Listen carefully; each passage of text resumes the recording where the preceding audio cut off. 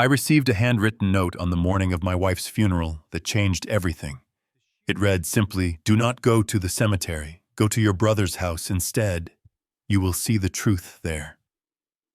I stood in my hallway dressed in black while my family waited in the limousines outside. I made a choice that morning that would burn my entire life to the ground. When I arrived at my brother's house, I did not find grief. I found a celebration. But before I tell you how I destroyed them with a single signature, let me know in the comments if you have ever trusted someone who stabbed you in the back.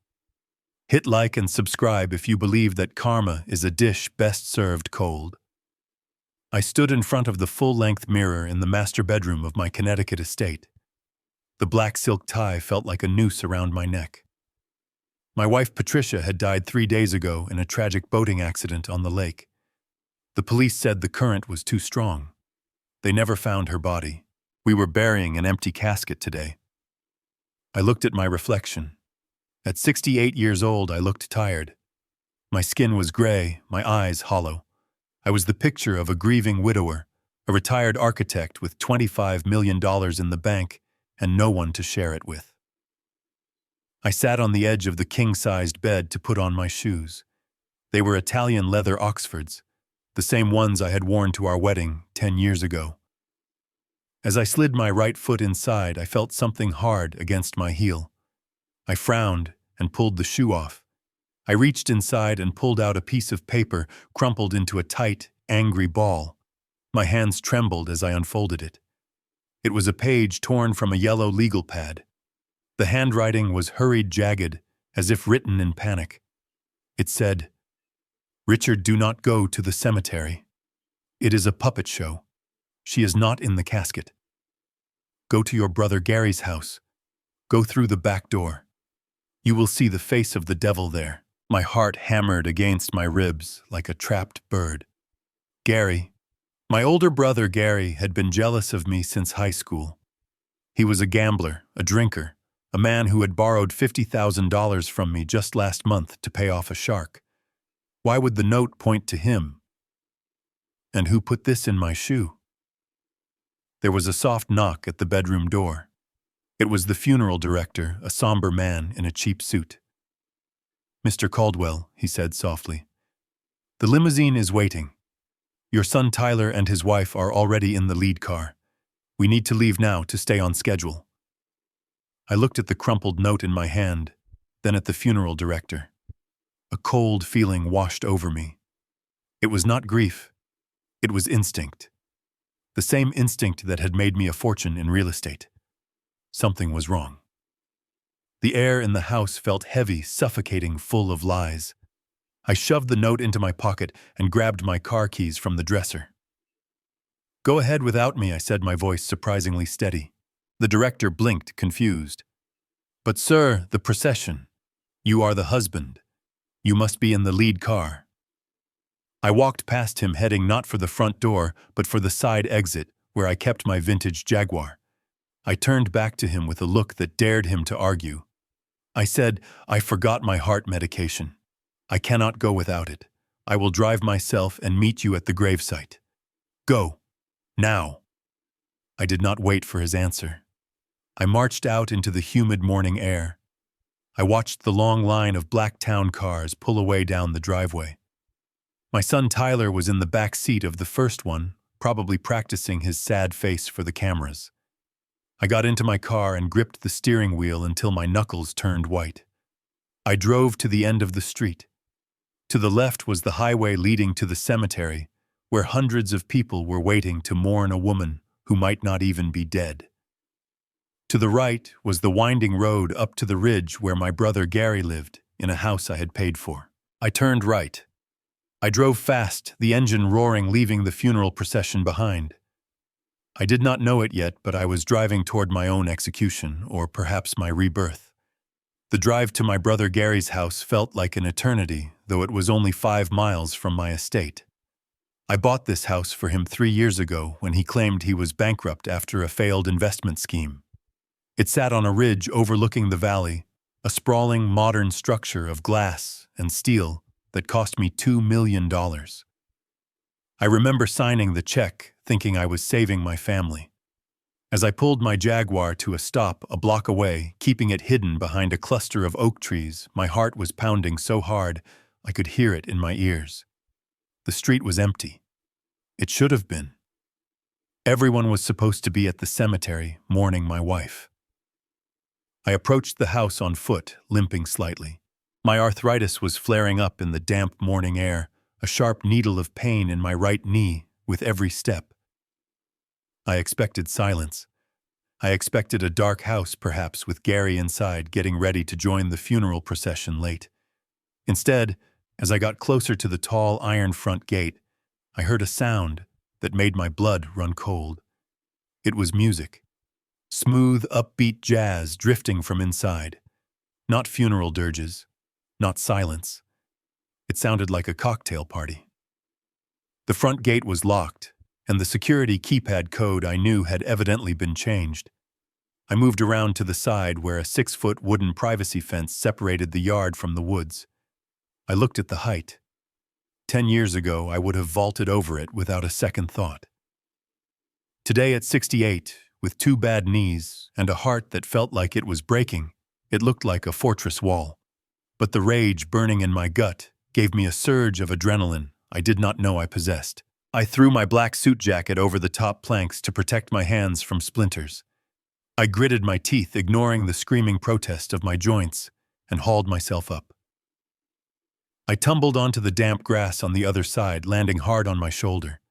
Mud stained the knees of my Italian dress trousers. I did not care. I lay there for a moment, staring at the gray sky, breathing heavily. Sweat trickled down my back under the starch of my white dress shirt. I felt ridiculous, a wealthy old man crawling through the dirt like a common thief.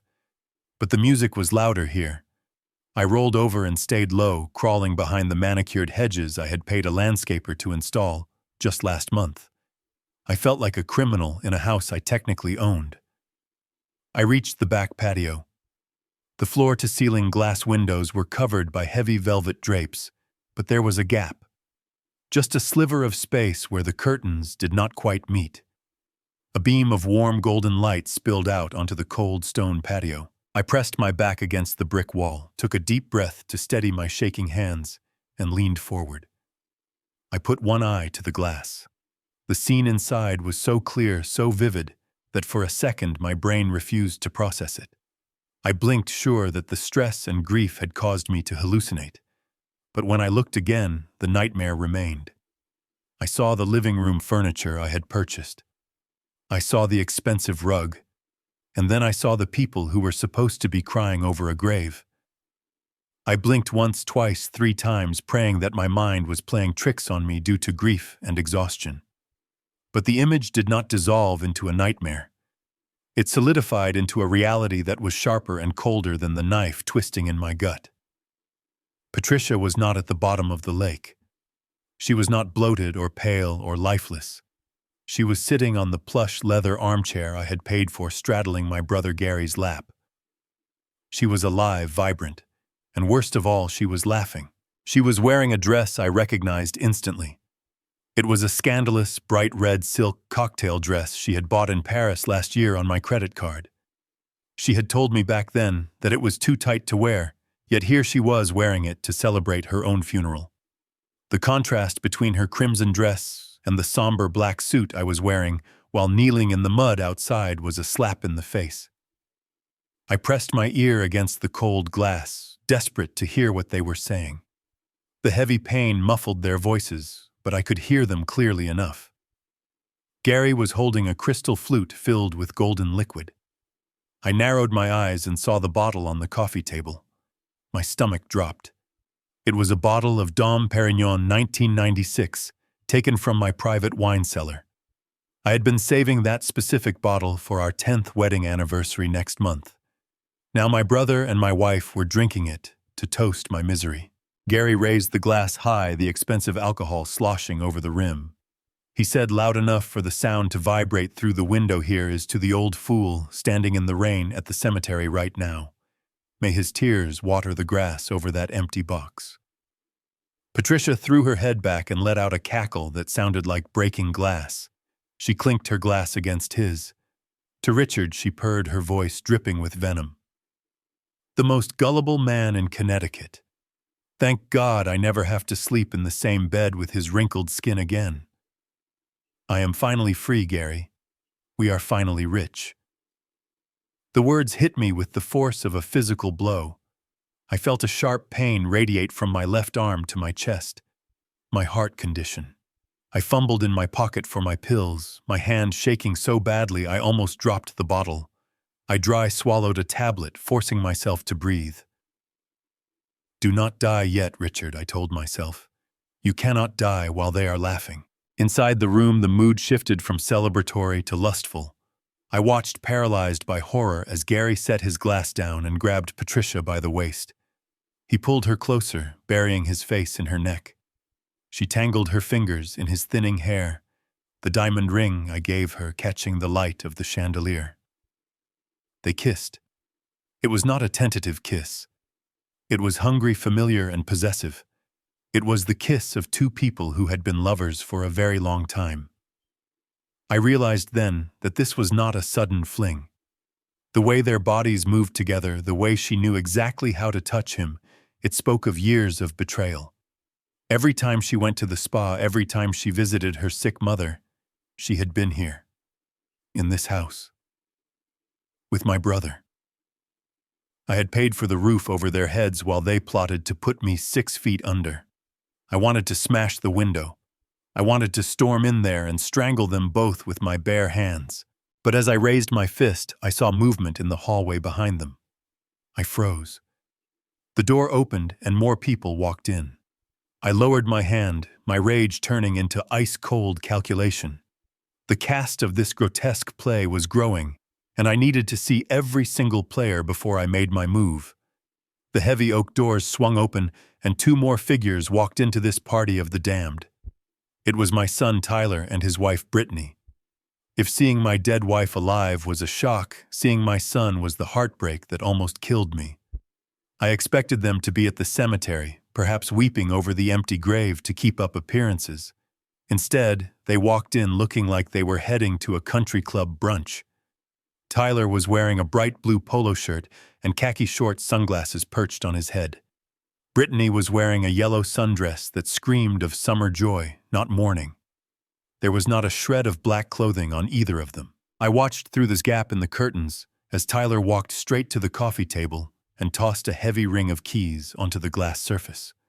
The metal clattered loudly, cutting through the jazz music. He let out a sigh of relief, grabbed a bottle of beer from an ice bucket, and took a long swig. He wiped his mouth and looked at Gary and Patricia with a grin that made my blood boil. "It is done," Tyler announced, his voice booming with arrogance. "I just came from the mansion. The locksmith finished 10 minutes ago. Every single lock on the main house has been changed. When the old man comes back from the funeral, his key will not fit a single door." Brittany giggled, twirling a strand of hair around her finger. She walked over to the bar and began pouring herself a drink. "But where is he going to sleep, Tyler?" she asked, though her tone suggested she did not care in the slightest. "We cannot have him banging on the door all night while we are trying to celebrate." Tyler laughed, a cruel barking sound. "Do not worry, babe. I moved his things.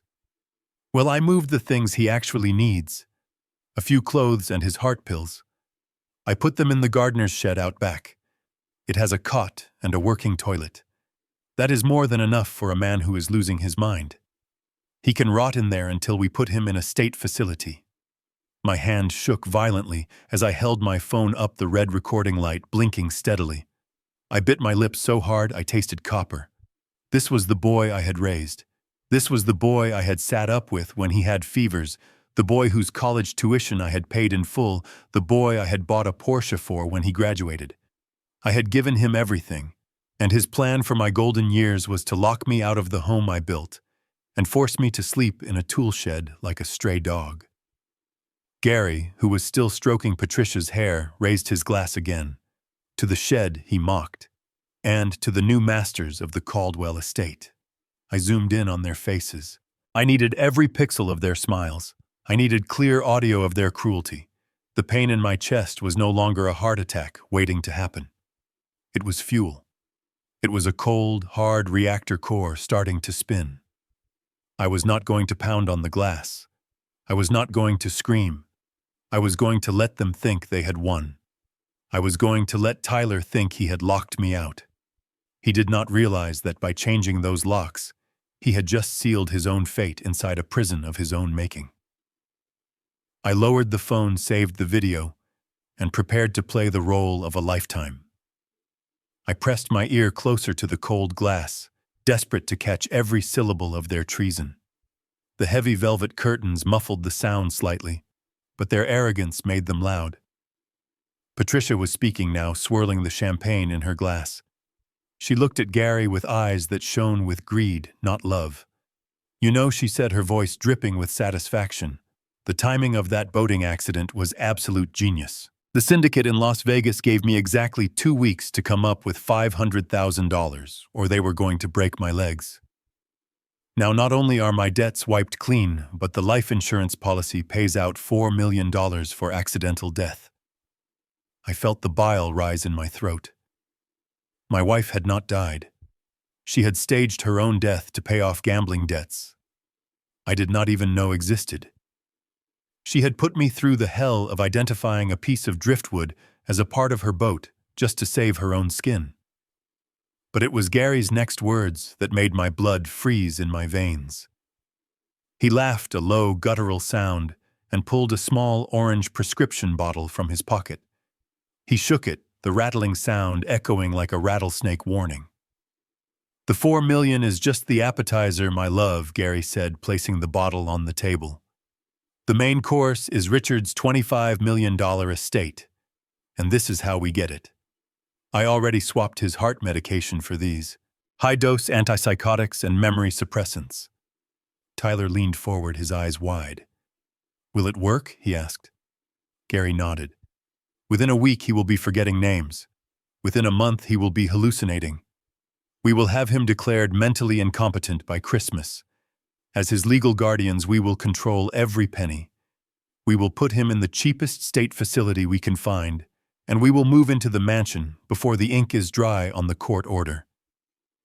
My knees nearly gave out. They were not just stealing from me. They were planning to erase me. They were going to destroy my mind, strip away my dignity, and lock me away in a padded room while they spent the fortune I had worked 40 years to build. The sheer evil of it was suffocating. I was standing outside the home I paid for, listening to my murder being planned by the people I loved most. I needed to get out. I needed to get to the police. I took a step back, my vision blurring with rage and terror. But in my haste, I forgot where I was. My heel came down hard on a dry, thick branch hidden in the grass. Crack! The sound was sharp and loud like a gunshot in the quiet morning air. Inside the room, the laughter died instantly. The silence was absolute. I froze, my heart hammering against my ribs so hard I thought it would burst. Through the gap in the curtains, I saw Gary's head snap toward the window. His eyes narrowed. He set his glass down slowly and began walking straight toward the glass, his face twisted in suspicion. I threw myself flat onto the damp earth behind the thick wall of rhododendrons, just as the glass door slid open. The mud seeped into my expensive suit, cold and unforgiving, but I did not dare to breathe. I pressed my face into the dirt, my heart hammering against my ribs like a trapped bird. I heard heavy footsteps on the patio stones just inches from where I lay hidden. Gary's voice drifted out, sounding annoyed rather than alarmed. He said, "Probably just a raccoon. The woods are full of them." I heard the clink of glass, likely him finishing his drink, and then the sound of the door sliding shut and the lock clicking into place. I waited a full 2 minutes, counting every second in my head, before I dared to move. My knees screamed in protest as I crawled backward through the mud, dragging my 68-year-old body away from the house of betrayal. I made it back to my Jaguar without being seen. My hands were shaking so violently that it took me 3 tries to get the key into the ignition. But as the engine roared to life, the shaking stopped. A strange, icy calm washed over me. The grief I had felt this morning was gone, replaced by a cold, mathematical rage. I was an architect. I knew how to build structures that lasted for centuries, and I knew exactly where to place the dynamite to bring them down in seconds. I did not drive home. I drove straight to the glass tower in downtown Hartford, where my personal attorney Harper Cole had his office. It was a Saturday, but Harper was a workaholic who billed $600 an hour. I knew he would be there. I breezed past the security guard who tried to stop me because of my muddy clothes and wild appearance. I took the elevator to the penthouse suite and kicked open the double mahogany doors. Harper looked up from his desk, startled. "Richard," he said, standing up. "My God, you are supposed to be at the funeral. What happened to you? Why are you covered in mud?" I did not say a word. I walked over to his desk, pulled my phone from my pocket, and threw it onto the polished wood surface. It slid across the desk and stopped right in front of him. I said, "Watch it. Watch every second of it. And then tell me how we destroy them." Harper picked up the phone. I watched his face as the video played. His eyes went wide. His jaw tightened. He watched the kiss. He listened to the plan about the antipsychotic drugs. He heard my son laugh about locking me in the shed. When the video ended, Harper set the phone down gently, as if it were a loaded gun. He looked at me with a mixture of horror and professional fury. He said, "Richard, we need to call the police immediately. This is conspiracy to commit murder. This is fraud." I shook my head slowly. "No police," I said, my voice low and steady. "Not yet. If we arrest them now, they get a lawyer. They fight it. Maybe they get a plea deal. I do not want them in a cell yet, Harper. I want them to think they have won. I want them to spend money they do not have. I want to watch the hope drain from their eyes when the trap snaps shut." Harper leaned back, understanding dawning in his eyes. He pulled a fresh legal pad toward him. "What do you want me to do?" he asked. I sat down in the leather chair opposite him, ignoring the mud I was smearing on the expensive upholstery. I said, "Draft a revocation of all power of attorney documents. Create a shadow trust that moves my liquid assets out of their reach, but makes it look like the accounts are still active. And hire a forensic accountant. I want to know every penny my wife stole before she decided to die. I am going back to that house, Harper. I am going to play the senile old man they want me to be. And while they are celebrating my decline, I am going to bury them." I pulled my Jaguar into the long, winding driveway of the estate I had designed and built 30 years ago. The late afternoon sun cast long shadows across the brick facade, making the house look less like a home and more like a mausoleum. My hands were steady on the wheel now. The trembling had stopped the moment I left Harper's office. I was no longer a grieving husband. I was an undercover agent in my own life, returning to the scene of a crime that was still in progress. I walked up the stone steps to the massive oak front double doors. Out of habit, I reached into my pocket for my keys, the brass ones that had hung on my ring for decades. I slid the key into the lock and turned it. It stopped halfway. It did not budge. I tried again, jiggling it, knowing full well it would never open. Tyler had been efficient. The locks were indeed changed. I took a deep breath, composed my face into a mask of confusion and frailty, and rang the doorbell. It took less than 10 seconds for the door to swing open. Tyler stood there. Gone was the blue polo shirt and the arrogant grin I had seen through the window at Gary's house. He was now wearing a somber black suit, his tie loosened just enough to suggest exhaustion. His eyes were red, likely from rubbing them rather than crying. "Dad," he exclaimed, his voice thick with fake concern. "Where have you been? We were so worried. We waited at the cemetery for an hour. The service. We had to start without you."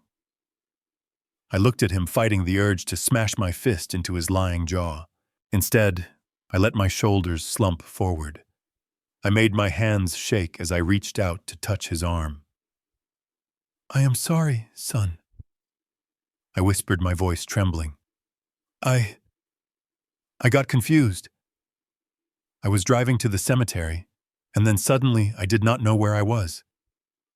I ended up on the old highway. I think something is wrong with my head. Tyler's eyes lit up.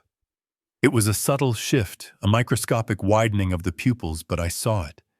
It was the look of a predator realizing the prey is already wounded. He exchanged a quick glance with Brittany, who had appeared behind him in the foyer. She too had changed into a modest black dress, clutching a handkerchief.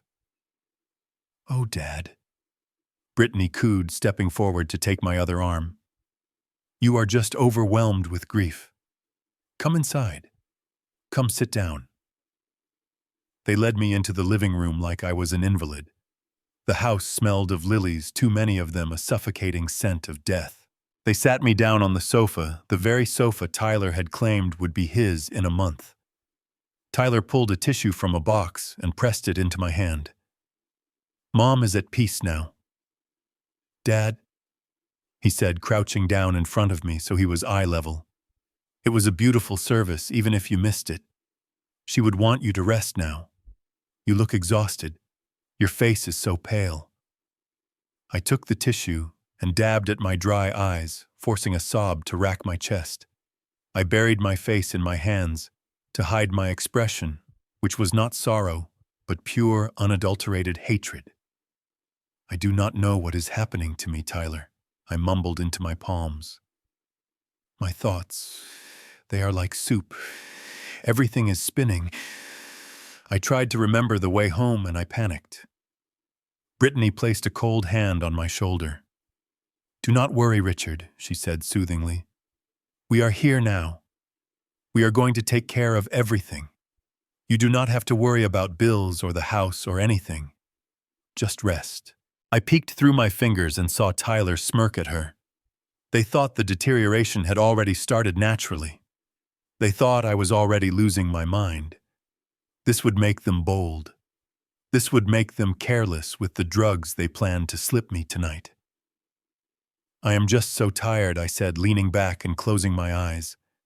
"I feel like I could sleep for a week." "Excellent," Tyler said, standing up and dusting off his knees. "You rest here, Dad. Brittany is going to make you some warm milk. It will help you sleep.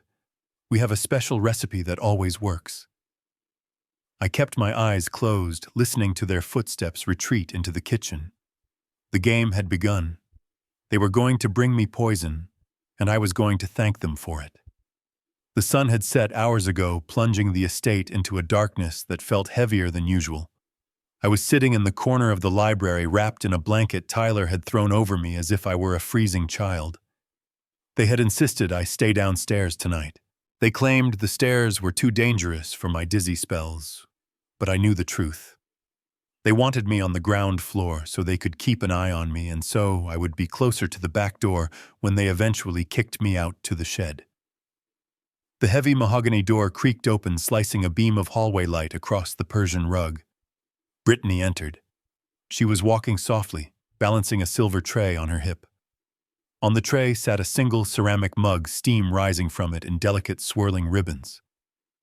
The smell hit me before she even reached the chair. It was warm milk laced with honey and cinnamon, a scent that should have been comforting. But underneath the sweetness, my nose detected something else. A faint metallic tang, a chemical sharpness that did not belong in a kitchen. "Here you go, Dad," Brittany said, her voice dropping to that sickly sweet register she used when she wanted my credit card. "I made this myself. It is warm milk with a little turmeric. It does wonders for anxiety. It will help you sleep through the night without any bad dreams." I looked up at her, forcing my eyes to look glassy and unfocused. I let my jaw hang slightly loose. "You are an angel."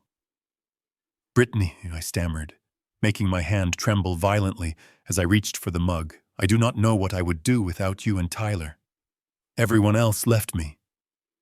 She smiled, but her eyes remained cold and calculating. She watched my hand closely, making sure I gripped the handle. "Drink it while it is hot, Richard," she urged. "Every last drop. You need your strength for tomorrow." I lifted the mug to my lips.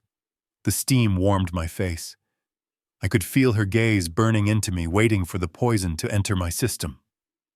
I tipped the cup, letting the liquid touch my lips, but I kept my teeth clenched tight. I made a loud gulping sound in my throat, a trick I had learned from dodging horrible cough syrup as a child. I lowered the mug, wiping a drop of milk from my lip with a shaky finger. "It is delicious," I whispered, letting my head loll back against the leather headrest. "I feel sleepy already." "Good," she said, satisfied. She reached out and patted my cheek, her touch feeling like the brush of a spider web. "I will leave you to rest. Do not try to get up. We locked the front door for your safety."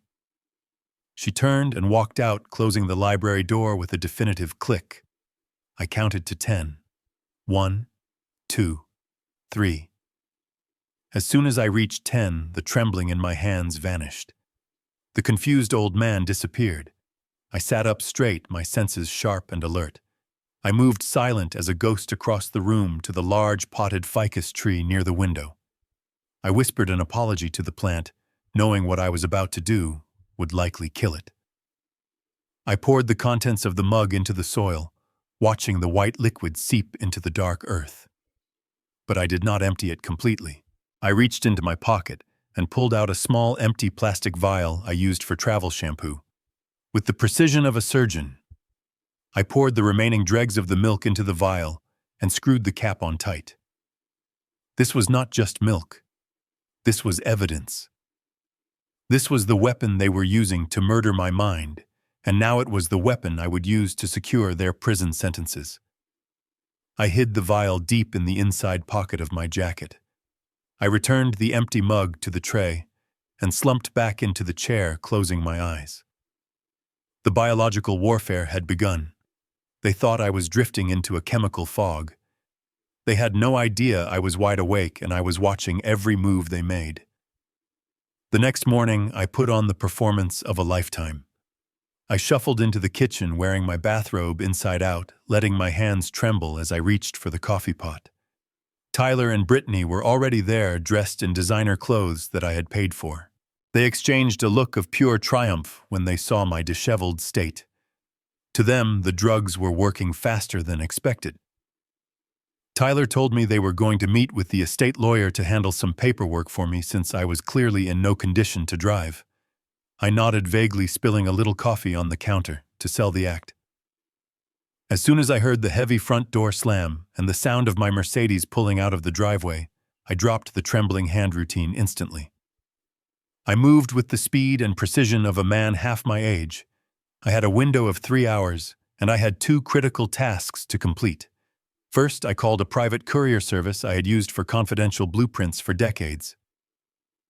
Within 20 minutes, a biker in a black helmet was at my service entrance. I handed him the plastic vial containing the dregs of the milk. It was addressed to Dr. Evans, a toxicologist at the university hospital, who owed me a favor for designing his vacation home at cost. I taped a $100 bill to the vial with a note that said, "Rush analysis. Life or death." Next, I unlocked the side door for the security team Harper had hired. They were not the local alarm company. These were former intelligence specialists who charged a fortune and asked 0 questions. Because I was the architect of this house, I knew every hollow space behind the walls. I directed them to install pinhole cameras in the eyes of the oil portraits in the living room, inside the smoke detectors in the master bedroom, and behind the vent in the kitchen. By the time Tyler and Brittany returned at noon, the technicians were gone. The drywall dust was cleaned up, and the house was the most sophisticated surveillance trap in Connecticut. I was back on the sofa, staring blankly at the television, looking for all the world like a man whose mind was dissolving. At 2 in the afternoon, my phone buzzed in my pocket with a single encrypted email from Dr. Evans. I waited until I was alone in the bathroom to check it. The subject line was simply "Red Alert." I opened the attachment. The chemical breakdown was complex, but the summary at the bottom was chillingly clear. The milk contained a calculated dose of arsenic trioxide. It was not enough to kill me instantly. That would look suspicious. It was a maintenance dose designed to cause confusion, memory loss, and eventual heart failure over a period of weeks. They were not just trying to steal my money, they were torturing me to death. I looked at my reflection in the mirror. My face was pale not from the poison, but from the realization of how close I had come to drinking that mug. I walked back out to the living room and looked at the ficus tree where I had poured the milk the night before. The leaves were already turning yellow and curling at the edges. That wilting plant was my ghost. It was what I would have become if I had trusted the people who called me family. I sat back down on the sofa feeling a cold, dark resolve settle in my chest. If they wanted to play with poison, I would make sure they choked on it. I locked the door of the downstairs guest bathroom and sat on the edge of the tub. My hands were steady as I pulled my phone from my pocket and opened the app connected to the hidden cameras I had installed just hours ago. The screen flickered to life, showing a grainy but clear black and white view of my private study upstairs. This was my sanctuary, a room filled with first editions and the architectural blueprints of the skyscrapers I had built. Now it was a crime scene. On the small screen, I watched my son Tyler tear through the room like a wild animal. He was not looking for sentimental keepsakes. He was hunting. He pulled books from the shelves and threw them onto the floor, ripping the pages out in his frenzy. He overturned my mahogany desk drawers, dumping 30 years of correspondence onto the Persian rug. His face was twisted into a mask of pure, sweaty desperation that I had never seen before. Through the microphone hidden in the smoke detector, his voice came through tinny but distinct. "Where is it?" he hissed, kicking a pile of my journals. "Where did the old bastard write down the combination?" He moved to the large portrait of my grandfather on the wall behind which sat the wall safe. He punched a code into the keypad. The safe beeped twice, signaling an error. He punched it again, harder this time. Error. "Damn it!" Tyler screamed, striking the wall with his fist. He pulled his cell phone from his pocket and dialed a number. I turned the volume up on my phone. He began pacing in circles amidst the wreckage of my office. "Rocco. Please listen to me," Tyler pleaded into the phone. His voice was trembling. "I need 24 hours. Just 24 hours. The old man is already losing it. We are drugging him. I will have access to the accounts by Friday. Do not send your guys to the house. Please. I have a wife here." He paused, listening to the person on the other end. His face went pale, draining of all color. "I understand," he whispered. 50,000 by midnight tomorrow, or I lose a hand. I get it. I will get it. I swear on my mother's grave." He hung up and threw his phone onto my desk. I sat there in the bathroom, staring at the image of my terrified son. The pieces of the puzzle finally clicked together. Tyler was not just a greedy son waiting for an inheritance. He was a desperate gambler who had gotten in bed with loan sharks. That was why they were rushing. That was why they used arsenic instead of waiting for nature to take its course. They did not have months. They had hours. A cold smile touched my lips. Desperation makes men sloppy. Desperation makes them take risks they should not take. Tyler was drowning, and he needed a lifeline. I was not going to give him a lifeline. I was going to throw him an anchor. I knew exactly where the safe combination was. It was in my head, the only place he could not reach. But now I knew that money was his immediate trigger. If I dangled the promise of cash in front of him, he would dance to whatever tune I played. I stood up and flushed the toilet to cover the sound of my movement. I had a new plan. I was going to use his debt to turn him against his accomplices. I sat at the marble kitchen island, sipping a cup of herbal tea that I had made myself to ensure it was free of poison. On the counter in front of me, my secure tablet hummed with a silent notification. I glanced down at the screen. It was an alert from American Express. The message was simple and satisfying. Transaction declined. $21,500 at Rolex Jewelers on Main Street. Reason for decline. Card reported lost or stolen by primary account holder. I allowed a small, cold smile to touch my lips. Tyler was not wasting any time. He was trying to turn my credit limit into liquid cash to pay off the sharks before his deadline expired at midnight. He was likely standing at the counter right now, sweating in his designer suit, with a sales clerk looking at him with pity and suspicion. 3 seconds later, my cell phone rang. The caller ID flashed Tyler. I took a deep breath, let my shoulders slump, and answered with a voice that sounded thin and confused. "Hello," I answered, letting a slight tremor enter my words. "Is that you?" "Tyler, Dad?" Tyler shouted, his voice cracking with panic. "Why is the black card declined?" "I am at the store. It is embarrassing. You have a limit of $500,000. Why is it not going through?" I held the phone away from my ear, feigning sensitivity to the noise. I blinked slowly at the empty kitchen. "Oh dear," I said slowly. "The card, which card is that, son? The blue one or the one with the picture of the dog on it?" "The American Express, Richard." "The black metal one," Tyler screamed. "Did you forget to pay the bill?" "Tell me you did not forget to pay the bill." I let a long, painful silence hang in the air. I could hear Tyler breathing heavily on the other end. I could practically hear his heart hammering against his ribs as he imagined Rocco and his men coming for his kneecaps. I do not know," I stammered finally. "I think I saw a bill last week. Or was it last month? My head is so cloudy today, Tyler. I think I might have thrown it in the trash by mistake. I thought it was junk mail." There was a sound of pure frustration on the other line, something like a growl mixed with a sob. "Fix it, Dad," Tyler hissed. "You have to call the bank right now. Authorize the charge. I need this. I need this watch. It is for a memorial. For Mom." I leaned back in my chair, taking another sip of tea. "I am sorry, son," I said, playing the part of the helpless old man to perfection. "I cannot call them. I do not know the security password. You know I forget things. I think I wrote it down in a notebook somewhere in the attic. Or maybe it was in the basement. I will look for it tomorrow, when I feel stronger." "Tomorrow," Tyler shrieked. "No, I need it now." I hung up the phone, gently cutting off his desperation mid-sentence. I placed the device face down on the counter. The bait had been taken. I had cut off his easy access to funds. Now he had no choice. He could not pawn a watch he could not buy. His only option left was the wall safe in my office. He would come home in a rage, terrified and reckless.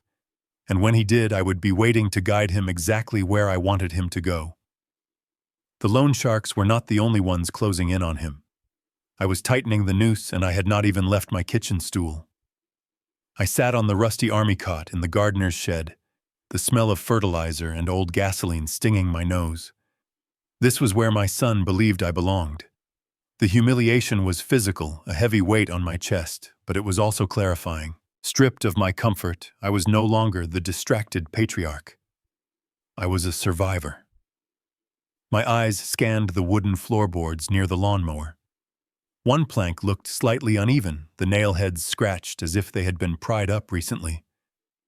I remembered that 20 years ago, this shed had been Patricia's hiding spot. She used to come out here to smoke secret cigarettes when she was supposedly quitting. I knelt down, ignoring the pain in my knees, and worked the loose board free. Beneath it, nestled in the insulation, was a dusty shoebox. It was not filled with cigarettes. It was filled with memories she had not bothered to destroy. Inside lay a leather-bound journal, the leather cracked with age. My hands were steady as I opened it. I recognized the handwriting instantly. It was the same jagged, hurried script that had been on the note in my shoe yesterday. But these entries were from 30 years ago. I turned to a page dated October 14th, 1995. It was 1 week before our wedding day. I remembered that week. I had sent her 24 roses and a diamond bracelet. I thought she was nervous with pre-wedding jitters. I read the words she had written in blue ink. "I cannot do this," she wrote. I look at Richard and I feel nothing but pity. He is so boring, so safe. He talks about architecture and the future, and I just want to scream. I do not love him. I never have. I felt a cold hollowness spread through my stomach, but I kept reading. The next paragraph was the dagger. But I have no choice. Gary got 5 years in state prison yesterday. He has no money. He has no future. If I wait for him, I will be waiting in a trailer park. Richard is the golden goose. He is my ticket out of poverty. I will marry the bank account. I will be a good little wife and I will wait for the lover to come home. When Gary gets out, we will figure out how to spend Richard's money together. I closed the book. For 30 years I had believed our marriage was real. I believed the "I love you" whispers in the dark were genuine. I believed she was just high maintenance, perhaps a bit materialistic, but that she loved me. It was all a lie. I was not a husband. I was a placeholder. I was an ATM machine with a pulse keeping the seat warm until my criminal brother could reclaim his prize. The anger that rose in me was not hot. It was absolute zero. It froze the last remaining drops of affection I had for her. I was about to put the book back when a folded piece of paper slipped out from the back cover. I unfolded it. It was a medical document from a clinic in Boston dated 9 months after the wedding. It was about the birth of my son Tyler, or rather, the boy I had called my son. I read the doctor's handwritten notes in the margin, and the world stopped turning. The betrayal was not just emotional, it was genetic. The folded document felt heavy in my hand, heavier than the leather journal itself. It was a medical report from a genetics laboratory in Boston, dated 28 years ago. The edges were yellowed, but the typewritten text was brutally clear. It was a paternity test result. I forced my eyes to focus on the bottom line, the only line that mattered. Probability of paternity for Richard Caldwell. 0.0%. I stopped breathing. The air in the shed seemed to vanish. I read the next line. Conclusion. The biological father is Gary Caldwell. I dropped the paper onto the dusty floorboards as if it were burning my skin. The world tilted on its axis. Tyler. The boy I had held in the delivery room while Patricia screamed. The boy whose scraped knees I had bandaged. The boy I had taught to drive, whose college tuition I had paid, whose debts I was currently worrying about. He was not my son. He never was. He was the product of a secret twisted union between my wife and my brother, while I was busy working 18-hour days to build them a fortune. I remembered the night Tyler had appendicitis when he was 10. I slept in a plastic chair next to his hospital bed for 3 days, refusing to leave his side. I remembered Gary coming to visit for 10 minutes, making a joke about hospital food, and leaving to go to the racetrack. I had thought Gary was just a bad uncle. Now I realized he was a monster, who watched his own brother raise his child, laughing at my ignorance every single day for 3 decades. A sound escaped my throat, a low guttural moan that sounded like a wounded animal. My first instinct was violence. I looked at the rusty shovel in the corner of the shed. I imagined walking back into the main house, walking past the security cameras, and ending this charade with blunt force. My hands clenched into fists so tight my fingernails cut into my palms. I wanted to see fear in their eyes. I wanted to see them bleed the way my heart was bleeding. But then the architect in me took over. Violence is messy. Violence is emotional. And violence would send me to prison while they spent my money. No. That was too easy for them. I closed my eyes and took a deep, shuddering breath. When I opened them, the tears were gone. The father in me had died in that shed. The man who stood up was cold, hollow, and terrifyingly rational. I picked up the document and took a high-resolution photo of it with my phone. Then I carefully folded the paper and placed it back inside the journal. I put the journal back in the shoebox and slid it under the floorboard, hammering the nail back down with the heel of my shoe. I would not confront them with this yet. I needed them to believe I was still the loving senile father. I needed Tyler to believe he was still my heir. Because if he knew that I knew, he might kill me tonight.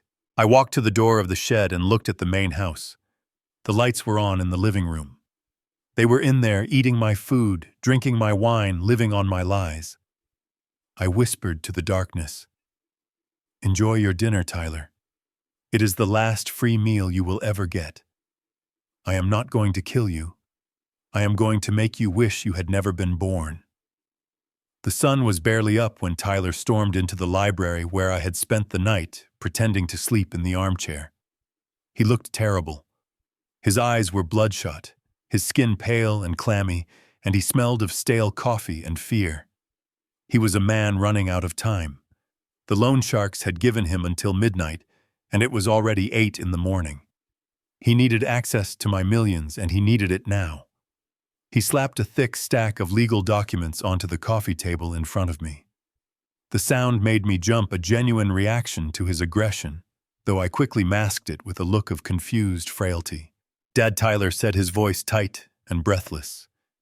"We need to talk. Brittany and I stayed up all night worrying about you. The arsenic milk, the confusion, the memory loss. It is clear that you are suffering from severe depression and early onset dementia. We cannot take care of you here. It is too dangerous." I looked at him, blinking slowly. I saw the desperation in his eyes. He was not worried about my health. He was worried about his kneecaps. "What is this?" I asked, pointing a shaking finger at the papers. "It is a power of attorney, Dad," he lied, uncapping a fountain pen and shoving it into my hand. "It authorizes me to sell this house immediately so we can get the cash to pay for a private treatment center in Switzerland. It is the best in the world. They can fix you. But we need a deposit today. A big one." I looked down at the document. It was a standard real estate power of attorney granting him full rights to liquidate my assets. If I signed this, he could sell my home, empty my bank accounts, and leave me destitute within 24 hours. He watched me with the intensity of a starving wolf, his leg bouncing nervously. "I understand," I whispered, my voice cracking. You want to send me away, Dad?" "We want to save you," he said, forcing a smile that looked more like a grimace. "Just sign the bottom line. Right there next to the X. Do it for Mom. Do it so you can get better." I gripped the pen. I let my hand tremble violently, the tip of the pen tapping against the paper. I looked at the signature line. In my mind, I was perfectly calm. I remembered my years working with forensic document examiners. A signature is like a fingerprint.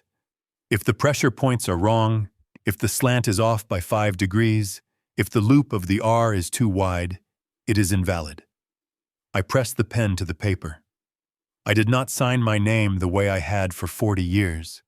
Instead, I let my hand spasm. I dragged the pen across the page in a jagged, erratic scrawl. I skipped the middle initial entirely. I flattened the loops of the C in Caldwell until they looked like straight lines. To an untrained eye, it looked like the signature of a sick old man. To a handwriting expert or a judge, it was a clear forgery, or a signature made under duress. It would never hold up in court, but it was enough to fool a desperate gambler. I finished the scribble and dropped the pen, letting out a heavy sigh. Is that okay?" I asked. Tyler snatched the paper from the table before the ink was even dry. He stared at it, devouring the sight of the signature. He did not check for accuracy. He only saw dollar signs. "It is perfect, Dad," he breathed, clutching the document to his chest like a holy relic. "You did the right thing. I am going to take this to the broker right now. You just stay here and rest. Do not answer the phone. Do not open the door." He turned and practically ran out of the room, already dialing his phone as he went. I watched him go, a wave of cold satisfaction washing over me. He thought he held the keys to the kingdom. In reality, he was holding a confession note that I would use to bury him. He was going to sell a house he did not own using a document that was legally worthless to pay a debt to criminals who did not accept excuses. The clock was ticking, and Tyler had just accelerated his own destruction. I watched the GPS tracker on my son's phone from the safety of my study. The blue dot had stopped exactly where I wanted it to be, at a boutique real estate firm on the edge of town. Tyler thought he was walking into a stranger's office to make a quick deal. He had no idea he was walking into the office of Elias Henderson, a man I had played poker with for 20 years, and who was the godfather to the very son trying to rob me. Through the audio bug I had slipped into Tyler's jacket pocket. Earlier I heard every word of the meeting. Tyler sounded manic, his voice too loud and too fast. He pushed the forged power of attorney across the mahogany desk. "I need to liquidate the estate immediately," he said. "My father is very sick. We need the cash for his medical treatments in Switzerland." Elias played his part perfectly. I could hear the rustle of papers as he pretended to examine the jagged, shaky signature I had provided. He paused for a long, agonizing moment. "This signature looks distinct," Elias said slowly, "but the document seems to be in order. However, given the speed you require, I cannot offer market value. The house is worth $8 million, but for a 24-hour cash closing, I can only offer $4 million. I held my breath. A rational man would have walked away. A man who loved his father would have fought for the full value.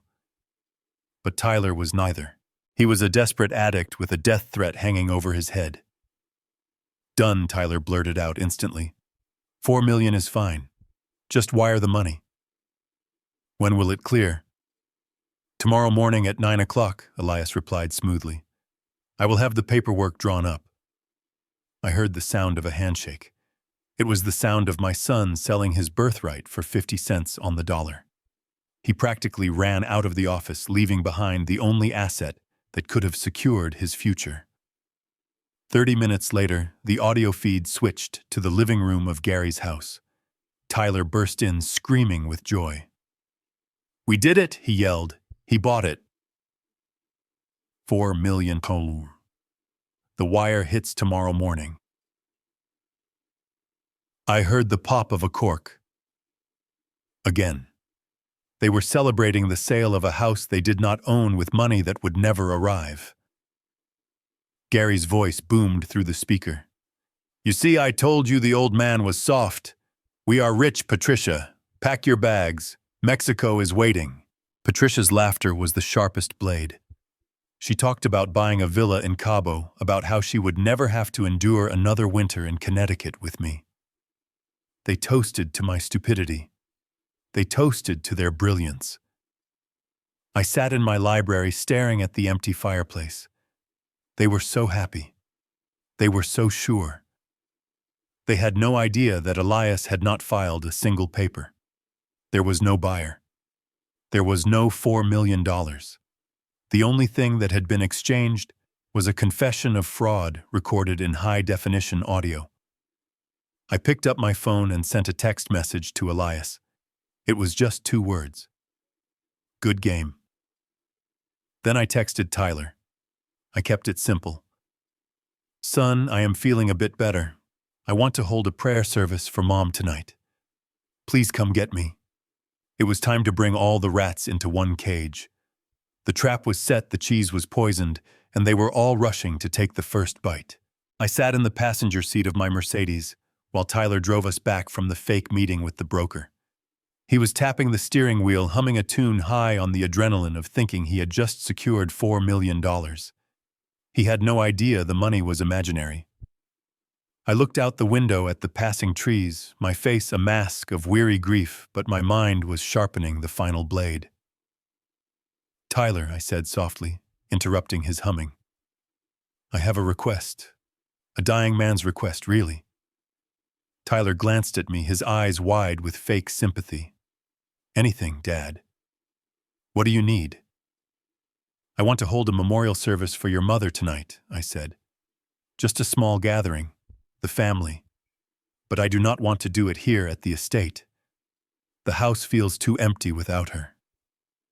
I want to do it at your Uncle Gary's house. The car swerved slightly as Tyler gripped the wheel. His knuckles turned white. Gary's house, he stammered. Why there, Mom? Mom hated that place. She said it was drafty. I sighed, rubbing my temples as if fighting a headache. I had a dream last night, son. A vivid dream. I saw your mother standing in Gary's living room. She was wearing that red dress she loved. She was calling out to me. I feel her spirit is trapped there. I need to go there to say goodbye properly. Tyler looked terrified. He knew exactly why I had seen her in that red dress in my dream. Because she was actually there hiding in the basement or the guest room. He pulled the car over to the side of the road, panic written all over his face. I do not know if Uncle Gary is up for guests, Dad Tyler said, pulling out his phone. Let me call him first.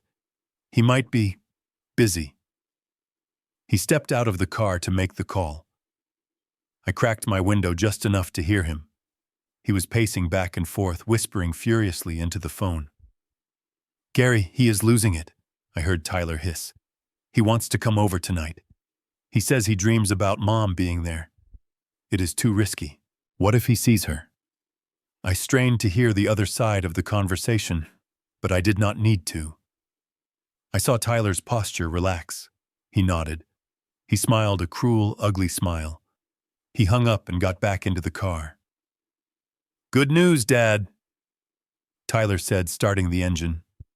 Uncle Gary said he would be honored. He wants to toast to Mom's memory. He said he has a special bottle of wine he wants to share with you. I knew exactly what that meant. Gary was not afraid. He was arrogant. He believed the money was hitting the account tomorrow morning. He saw my visit not as a threat, but as an opportunity. Why wait for the arsenic to work over weeks when he could slip a lethal dose into a glass of Cabernet tonight and call it a heart attack brought on by grief? Thank you, Tyler, I whispered, leaning my head back against the seat. That means the world to me. I just want us all to be together one last time.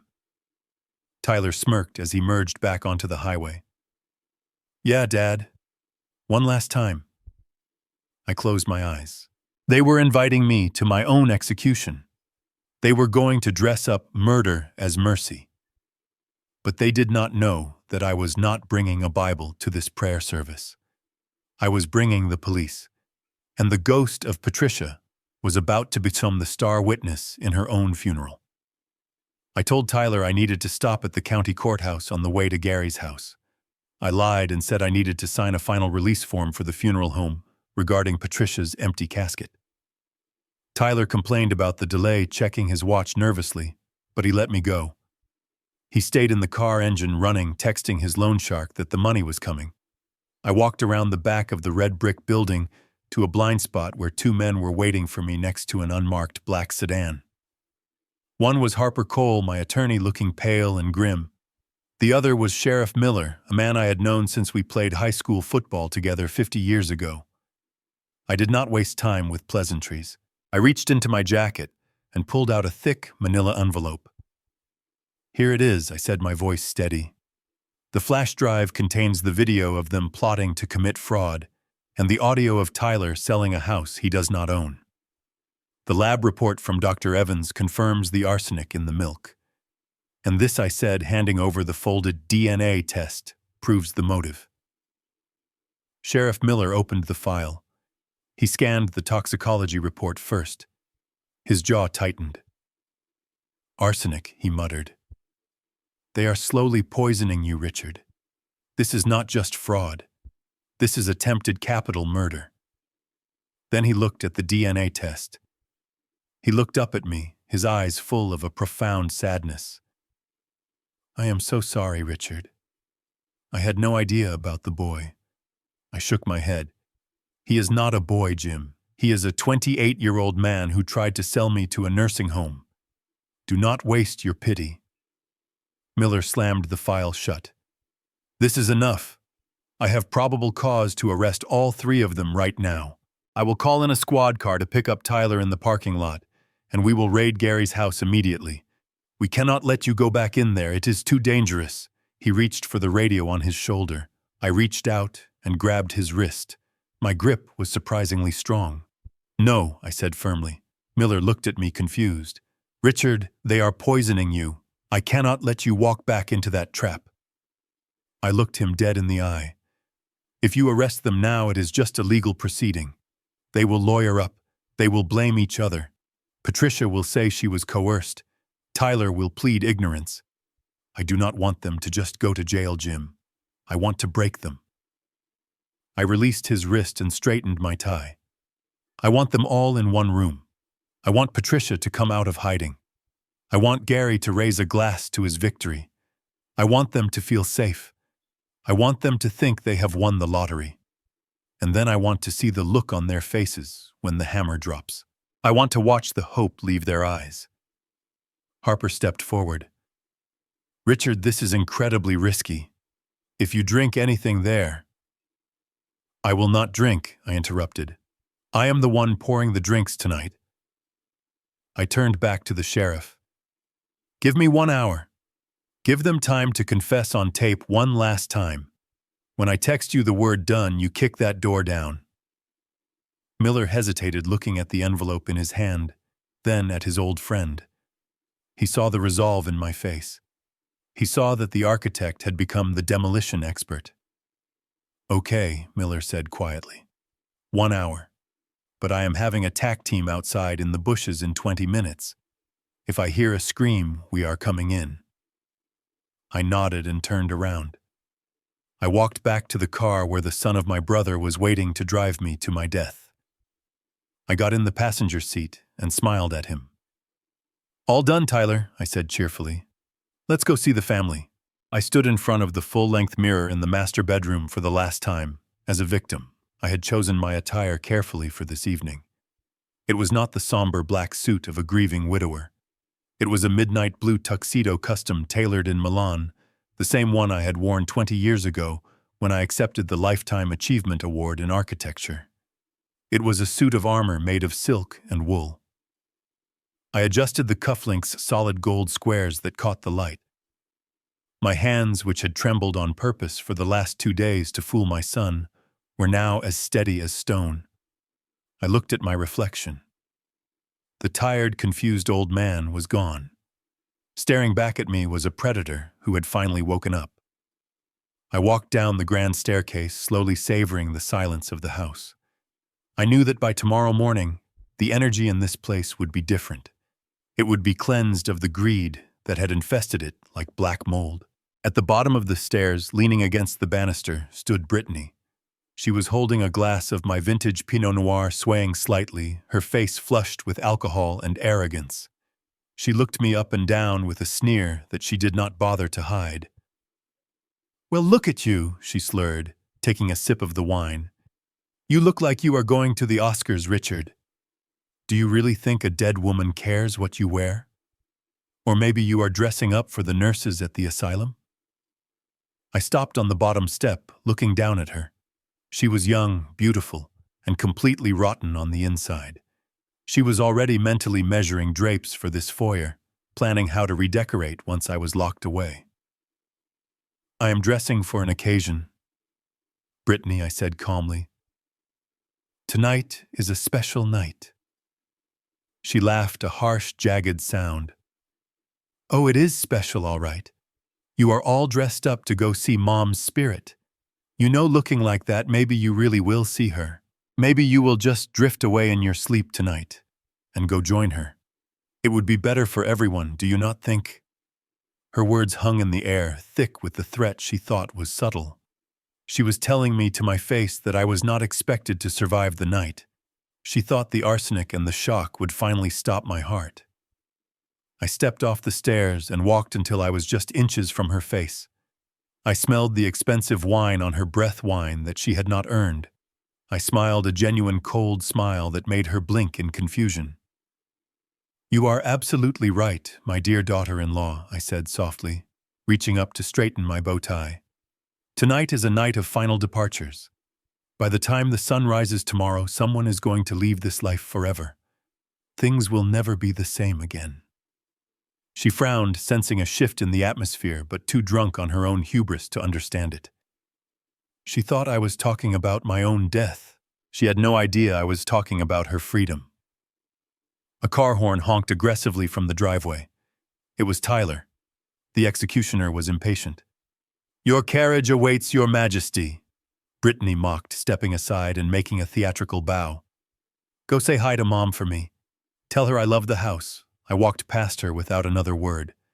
I walked out into the cool evening air where Tyler was revving the engine of the Mercedes. I got into the passenger seat. Tyler looked at my tuxedo and raised an eyebrow but said nothing. He was too focused on the $4 million he thought he had made today. As we pulled away from the mansion, I did not look back. I did not need to say goodbye to the house. I knew I would be returning.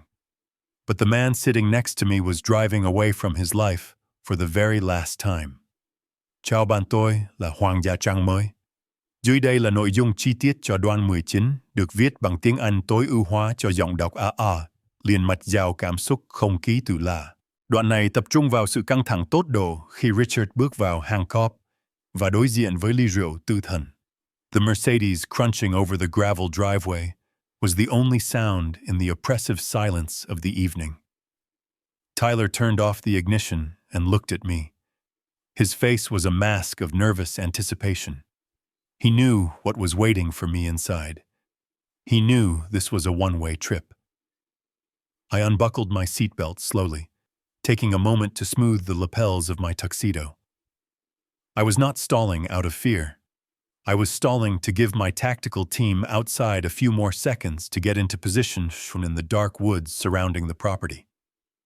I stepped out of the car and looked up at the house. It was a modern glass box that glowed like a lantern in the night. Through the massive front window, I could see him. Gary, my brother. He was pacing back and forth, checking his watch, rehearsing his lines. When he saw the headlights, he stopped. He composed himself, putting on a somber expression that looked ridiculous on his greedy face. The front door opened before I even reached the steps. Gary stood there, arms wide open. He was wearing a black suit that I knew he had bought for a casino trip, not a funeral. "Richard," he boomed, his voice thick with fake emotion. "I am so glad you came. It is good to have family close in times like this." He pulled me into a hug. I felt his body against mine. It was tense, wired with adrenaline. He did not smell like a grieving brother. He smelled of expensive cologne and triumph. I endured the embrace for a second, fighting the urge to vomit, then pulled away. "Thank you, Gary," I said, keeping my voice low and trembling. I just needed to be somewhere she loved. "I feel her presence here." I walked past him into the living room. The space had been transformed. They had set up a small shrine on the mantel with a framed photo of Patricia and some white candles. It was a nice touch designed to manipulate a broken heart. But I noticed something else. The red velvet curtains were drawn tight, ensuring no one from the outside could see in, and the door to the master bedroom down the hall was firmly shut. I knew she was in there listening, holding her breath, waiting for the thud of my body hitting the floor. "Come sit down," Gary urged, guiding me to the head of the dining table. "We have prepared a small toast, a tribute to Patricia." The table was set for 3, Gary, Tyler, and me. In front of each chair sat a crystal wine glass. Gary moved quickly to the sideboard, where an open bottle of vintage Cabernet Sauvignon was waiting. He poured a glass for Tyler. Then he poured a glass for himself. Finally, he picked up a third glass that was already sitting on a separate tray. It was already poured. The liquid inside was dark and rich, swirling ominously under the chandelier light. "For you, Richard," Gary said, placing the glass in front of me with a steady hand. "I let this one breathe for an hour. It is the 1982 Reserve, Patricia's favorite. I think she would want you to drink it." I looked at the glass. It was the only one that had been pre-poured. It was the only one that had not come directly from the bottle in front of my eyes. It was the murder weapon sitting right there on the polished wood. I looked up at Gary. His eyes were locked on mine, intense and predatory. He was waiting for me to lift it. He was waiting for the arsenic and whatever other cocktail of drugs he had mixed in there to finish the job. I reached out and wrapped my fingers around the stem of the glass. The crystal felt cold. I saw Tyler shift in his seat, licking his dry lips. They were holding their breath. "It is a beautiful color," I said softly, lifting the glass to eye level. "To Patricia. May she get exactly what she deserves tonight." Gary smiled, raising his own glass. "To Patricia." I brought the glass closer to my lips. I could smell the oak and the berries of the wine, but underneath it, I swore I could smell the bitter metallic scent of betrayal. I paused. The glass hovered inches from my mouth. I saw a bead of sweat roll down Gary's temple. He was terrified I would put it down. I was about to give him the fright of his life.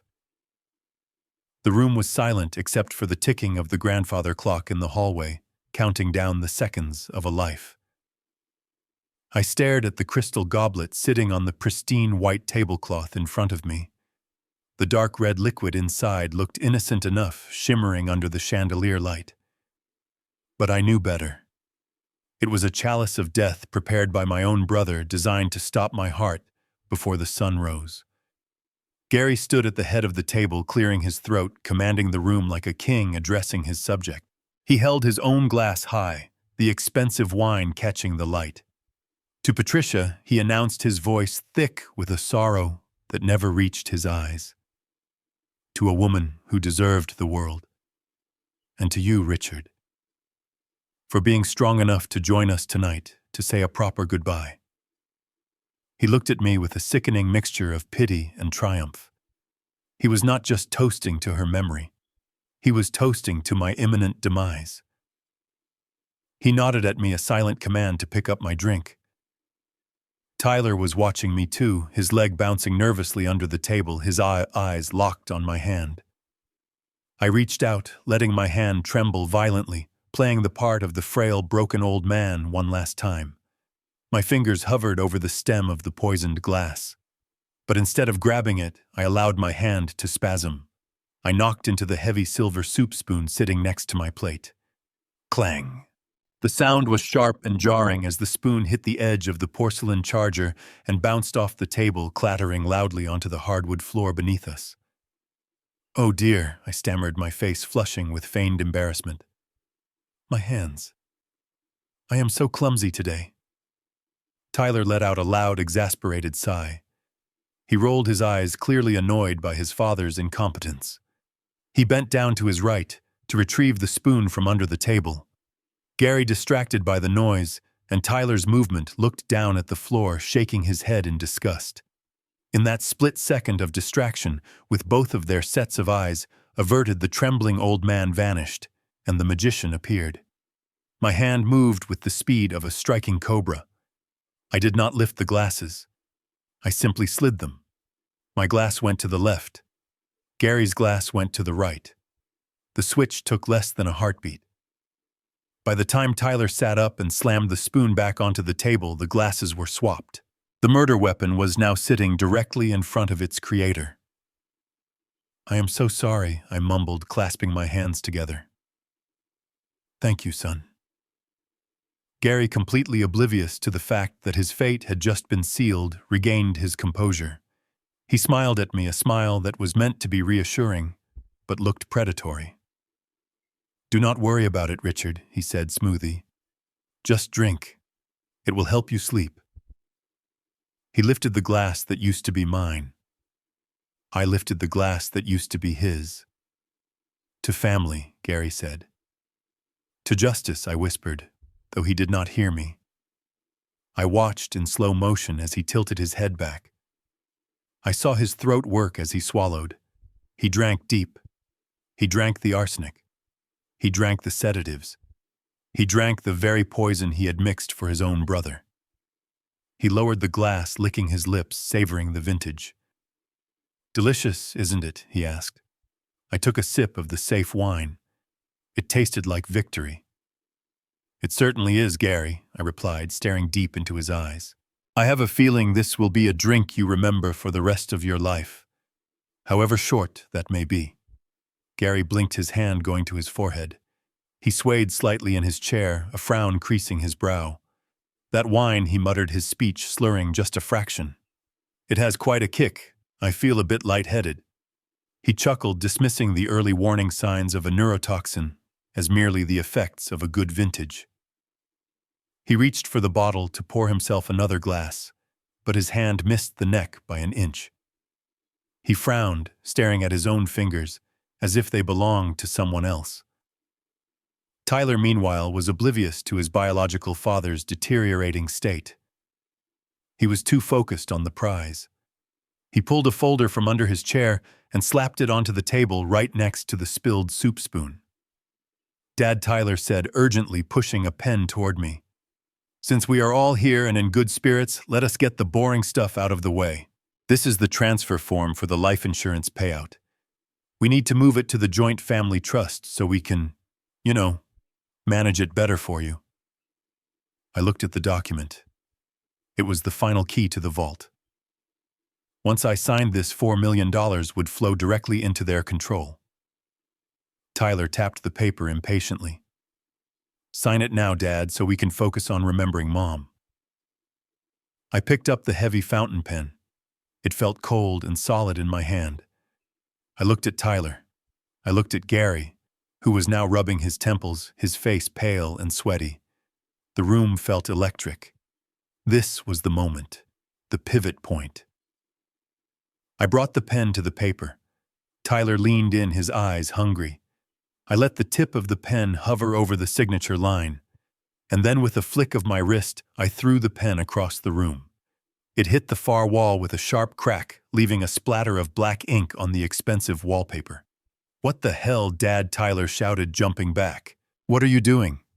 I sat back in my chair, crossing my arms over my chest. The trembling was gone. The confusion was gone. I looked at him with eyes that were clear and cold as ice. I am not signing anything. I said, my voice steady and deep. Not for you, and certainly not for a stranger. Tyler looked confused. Stranger? What are you talking about? I am your son, I laughed. It was a dry, humorless sound. No, you are not. You are a bad investment I made 28 years ago. And tonight I am closing the account. Gary tried to stand up. Richard, he slurred, bracing his hands on the table. What? What did you say? I turned my gaze to my brother. Sit down, Gary, I commanded. You are looking a little pale. It must be the wine. Or maybe it is the arsenic. The word hung in the air like smoke. Gary frozen. Tyler froze. The color drained from both of their faces. Arsenic, Gary whispered, his eyes widening in horror. Yes, I replied, picking up my glass of safe wine and taking a calm sip. The same arsenic you put in my milk. The same arsenic you put in this glass before I switched them. You really should be more careful with your glassware, brother. You never know who is watching. Gary looked down at his empty glass. Then he looked at me. Then he grabbed his throat, a look of pure, primal terror taking over his face. He realized in that split second that the hunter had become the prey, and the poison was already in his blood. The heavy oak door to the master bedroom flew open with such force that the brass handle punched a hole in the drywall. The sound echoed through the room like a thunderclap, shattering the tense silence that had settled over the dinner table. It was not a spirit manifesting from the ether to haunt us. It was my wife, Patricia, in the flesh, and she looked nothing like a woman who had drowned in a boating accident. She stormed into the living room, her high heels clicking aggressively on the hardwood floor, her red silk dress swirling around her legs like a flame. She had clearly lost her patience, hiding in the dark, listening to her foolproof plan unravel. She looked furious, her face flushed with adrenaline and rage, her hair perfectly styled, her diamonds glittering under the chandelier. She ignored Tyler, who was staring at her with his mouth open, and she stepped right over Gary, who was clutching his stomach and groaning in his chair. She marched straight up to me, her eyes blazing with hatred. "You useless, incompetent cowards!" she screamed, her voice shrill and piercing. He knows everything. Stop trying to get him to sign the papers and just finish it." She grabbed a steak knife from the table and pointed it at my chest, her hand shaking, not with fear, but with the adrenaline of a cornered animal. "Sign the paper, Richard," she hissed. "Sign it, or I will carve your signature into your chest myself. I am already dead on paper. I have nothing to lose." I did not flinch. I did not recoil. I sat there in my tuxedo looking up at her with a calm, bemused expression. I slowly lifted my hands and began to clap. It was a slow, deliberate applause. Clap, clap, clap. The sound infuriated her. "Bravo," I said, my voice smooth and mocking. "What an entrance. Welcome back, my love. I assumed hell spat you out because you were too toxic even for the devil to stomach. Or perhaps the rent in the underworld was just too high for your budget." Patricia's eyes widened. She had expected me to be terrified. She had expected the confused, senile old man she had been gaslighting for months.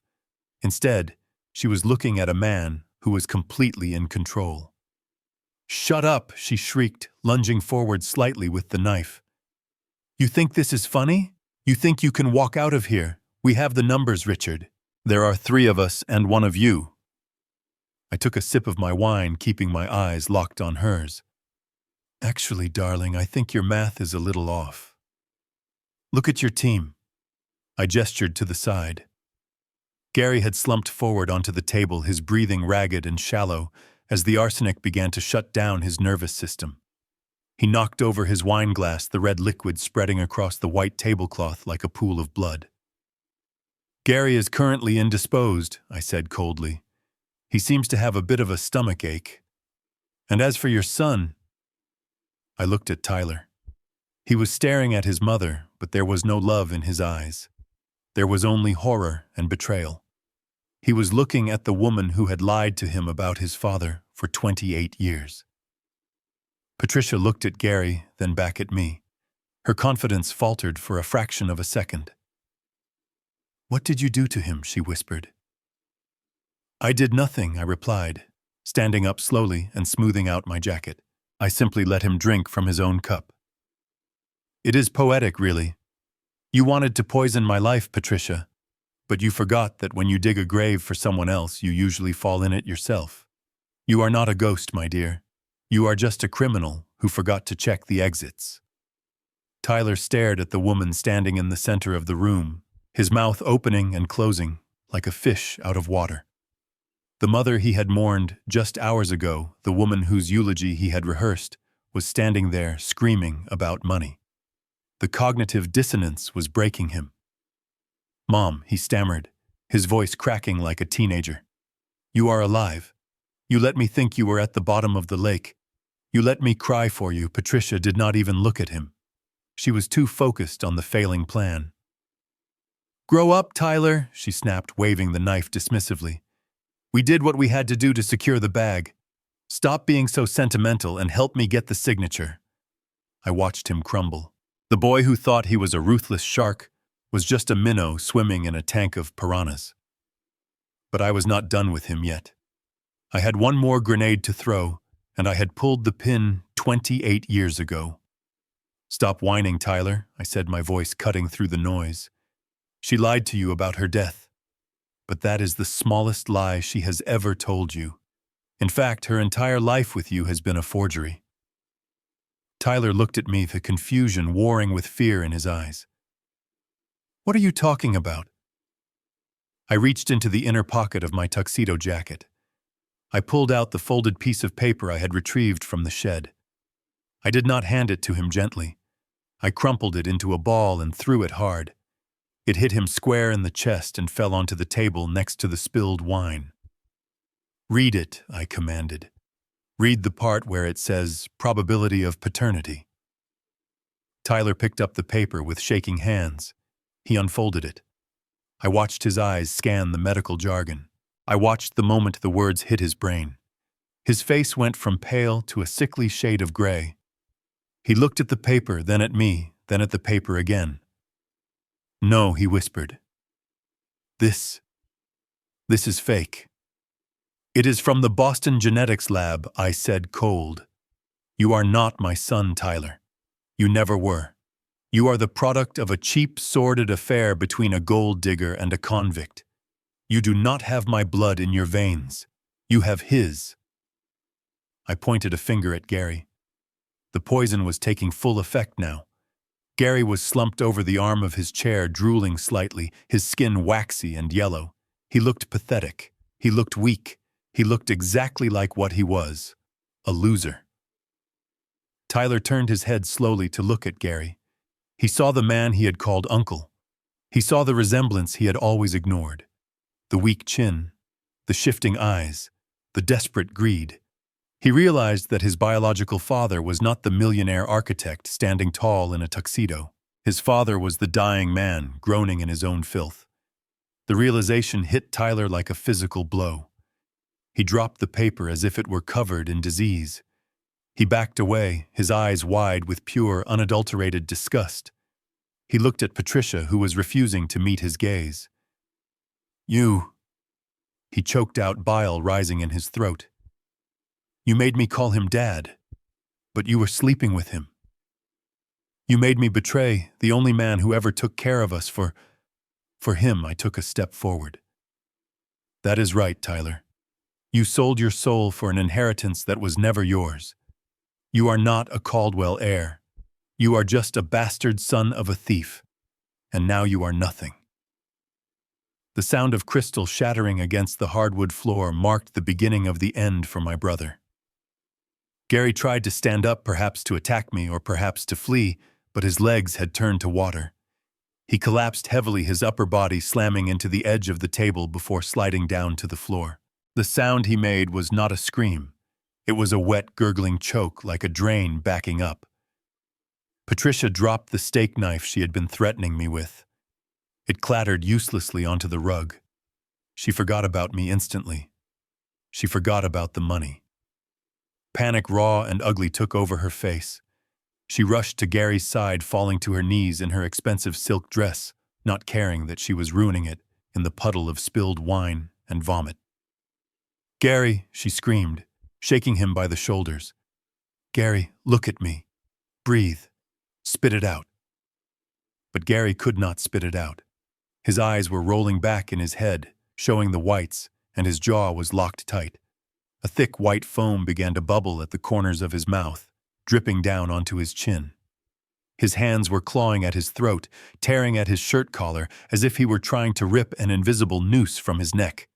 He was convulsing his heels, drumming a frantic rhythmic beat against the floorboards. Patricia was hysterical. She pried his jaw open with her manicured fingers, shoving her hand into his mouth to try and induce vomiting. She was screaming for Tyler to call an ambulance, her voice cracking with terror. But Tyler did not move. He stood frozen against the wall, watching the man who was his biological father writhe in agony. He looked like he was watching a monster die.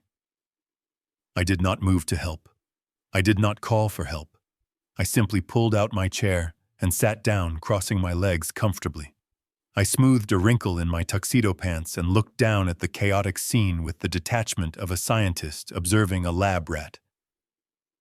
"Save your energy, Patricia," I said, my voice cutting through her shrieks like a razor blade. "You cannot get it out of his system. It is already in his blood." She looked up at me, her hands covered in his saliva and wine. "You monster," she sobbed. "You killed him. You murdered him." I shook my head slowly. "I did no such thing. I am merely a mirror, Patricia."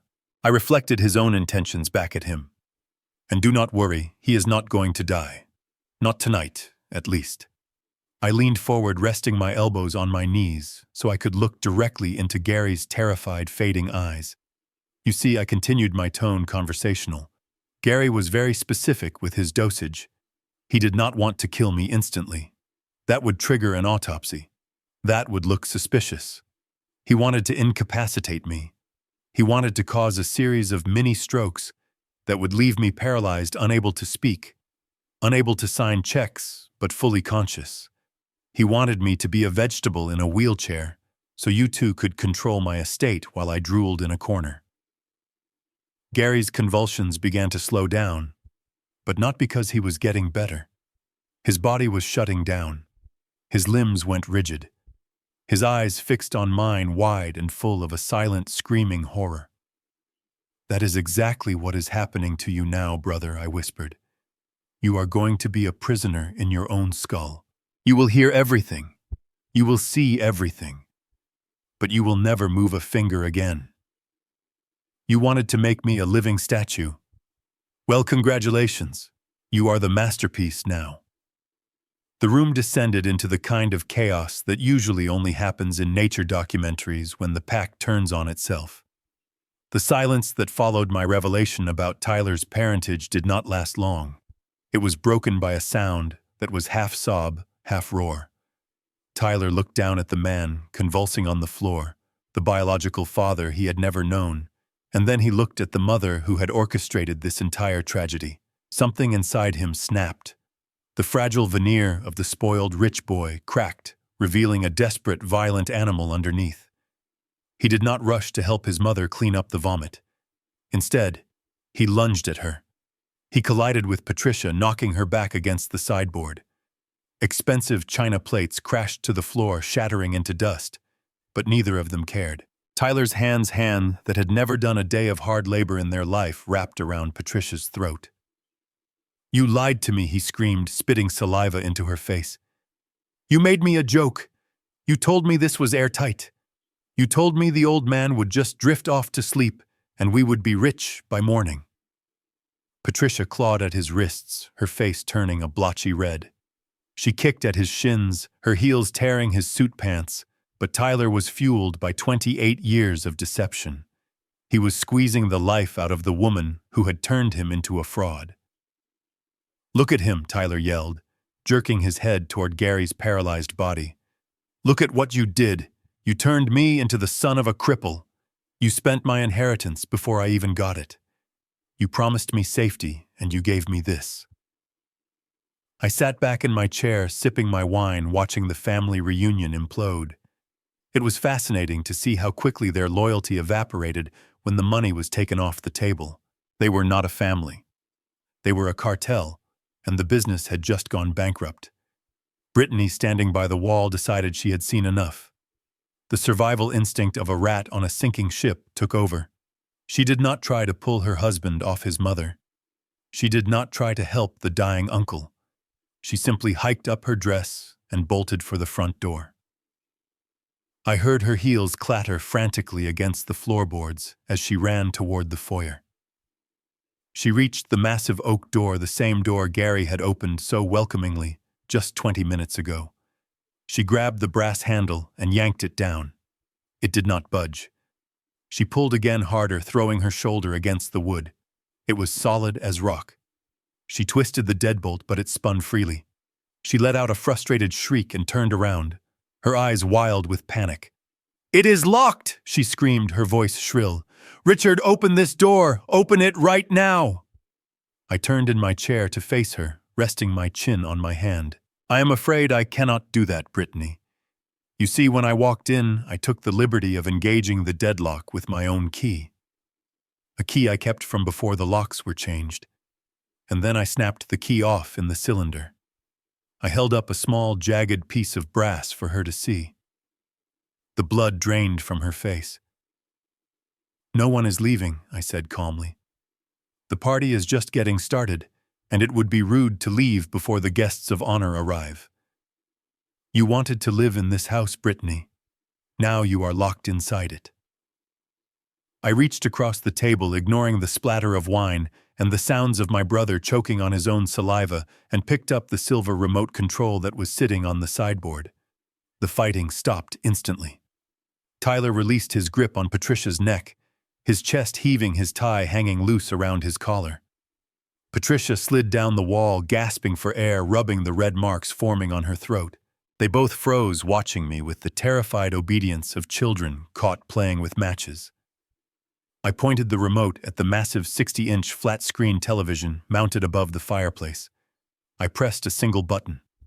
The screen flared to life, filling the room with a bright, high-definition glow. It was not a cable news channel. It was not a movie. It was a home video. The image on the screen was crystal clear. It showed this very room bathed in sunlight from yesterday morning. It showed Gary sitting in the same chair he was currently dying in, but on the screen he looked healthy and arrogant. It showed Patricia wearing her red dress sitting in his lap. It showed Tyler laughing holding a beer. The audio was perfect. Gary's voice boomed through the surround sound speakers echoing off the walls of the real room. "The 4 million is just the appetizer, the on-screen," Gary said, shaking the pill bottle. "The main course is Richard's estate. We will have him declared mentally incompetent by Christmas." I turned the volume up. The sound of their cruel laughter filled the air, mocking the miserable, broken people they had become in reality. On the screen, Patricia was talking about the life insurance. Tyler was making jokes about the shed. It was a comprehensive frame-by-frame documentation of conspiracy to commit murder, fraud, and elder abuse. Tyler stared at the TV, his face pale as a sheet. He looked from the screen to me, his eyes wide with horror. "You filmed us," he whispered. "You were watching the whole time." I did not answer him immediately. I let the video play until the part where Gary detailed the dosage of the arsenic. I wanted them to hear their own death sentences spoken in their own voices. Then I pressed the mute button. The silence that rushed back into the room was heavy and suffocating. I walked over to the television and stood next to it, placing a hand on the warm screen. "You are looking at this the wrong way, Tyler," I said, my voice calm and conversational. "You think this is just a recording I made for my lawyer. You think you can destroy the tape or claim it is a deep fake." I shook my head, a small pitying smile playing on my lips. I pulled my phone from my pocket and turned the screen toward them. It showed a live feed of the video playing on the TV with a timer counting up in the corner. "I have been live streaming this entire evening," I said. "For the last 15 minutes, this feed has been broadcasting directly to the secure server of the County Sheriff's Department. I gave Sheriff Miller the link an hour ago. He and his deputies have been watching this party from the very beginning.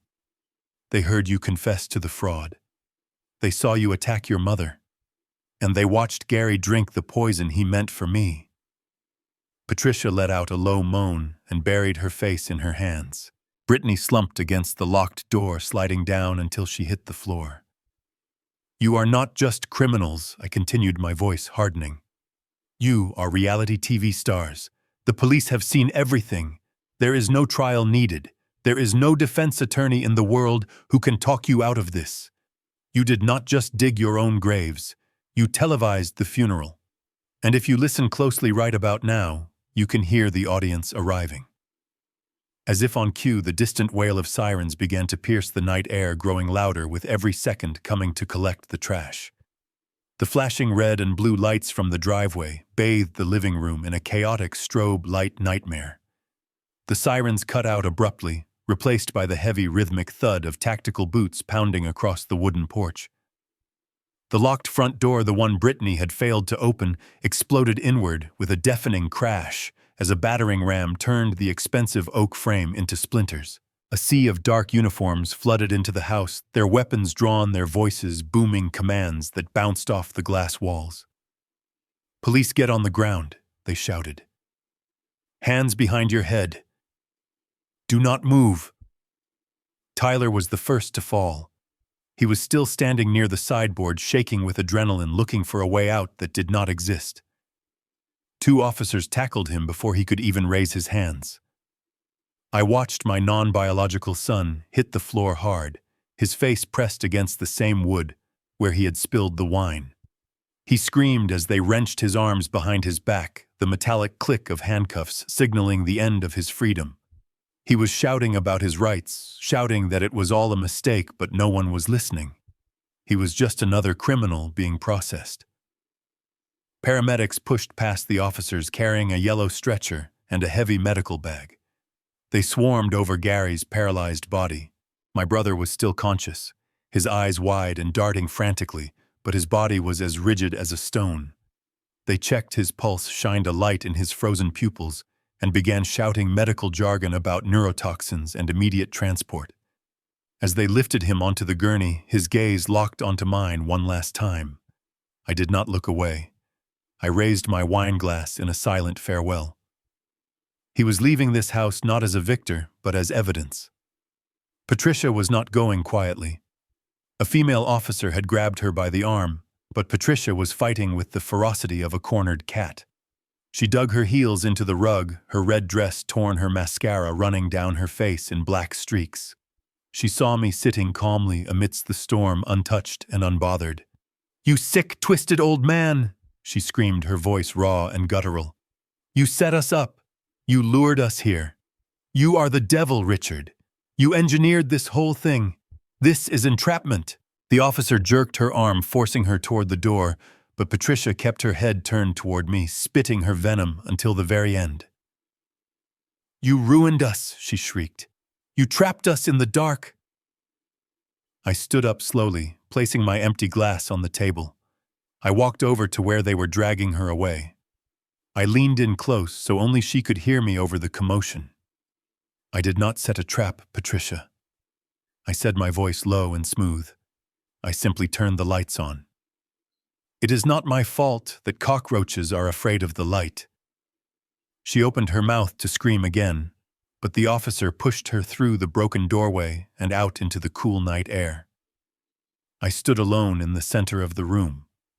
The house was empty now, save for the police gathering evidence. The wine was spilled. The family was destroyed. And for the first time in 30 years, the air in the room felt clean. I took a deep breath, adjusted my cufflinks, and prepared to walk out of the wreckage as the only man standing. I stood in the small, darkened observation room, the air smelling faintly of stale coffee and floor wax. The only light came from the other side of the thick, one-way mirror. It cast a harsh, clinical glow on the scene playing out in front of me. The interrogation room was stark and cold, a perfect setting for the ugly truth to finally be spoken. Patricia sat at the metal table. Gone was the red silk dress and the diamond earrings. She was wearing a baggy orange jumpsuit that made her look small and gray. Her hair was messy and her makeup was smeared across her cheeks. She was not crying out of remorse. She was crying out of calculation. She leaned forward, her handcuffs rattling against the table, staring at the detective with wide, pleading eyes. "It was Gary," she sobbed, her voice trembling with a practiced fragility. "It was all Gary. I was afraid of him. You have to understand. He is a violent man. He threatened to kill me if I did not go along with the insurance fraud. He forced me to hide in that house. I wanted to come forward, but I was terrified." I watched her through the glass, my face an unmoving mask of stone. Gary was currently lying in an intensive care unit, a ventilator tube down his throat. His body paralyzed by the neurotoxin he had mixed for me. He could not speak. He could not defend himself. And Patricia knew it. She was piling every single sin they had committed onto his frozen shoulders. She was painting herself as a helpless victim of a mastermind, when in reality she was the architect of the entire scheme. It was the ultimate betrayal. She had slept with him, plotted with him, and now that he was broken, she was using his body as a shield to save herself. In the adjacent interrogation room, the scene was different but equally pathetic. Tyler sat slumped in his chair. He was not trying to manipulate. He was crumbling. The reality of prison had shattered his arrogance completely. He was weeping openly, wiping his nose on his sleeve. "I want a deal," he blubbered to the stone-faced officer. "I can give you everything. I have the emails. I have the text messages. I know where Gary bought the arsenic. I can testify against both of them. Just please do not put me in general population. I will not survive in there." He was selling them out. He was selling out the mother who had lied to him and the father he had just met. He listed every crime, every forgery, every conversation. He described how they laughed about putting me in the shed. He described the plan to drug me into dementia.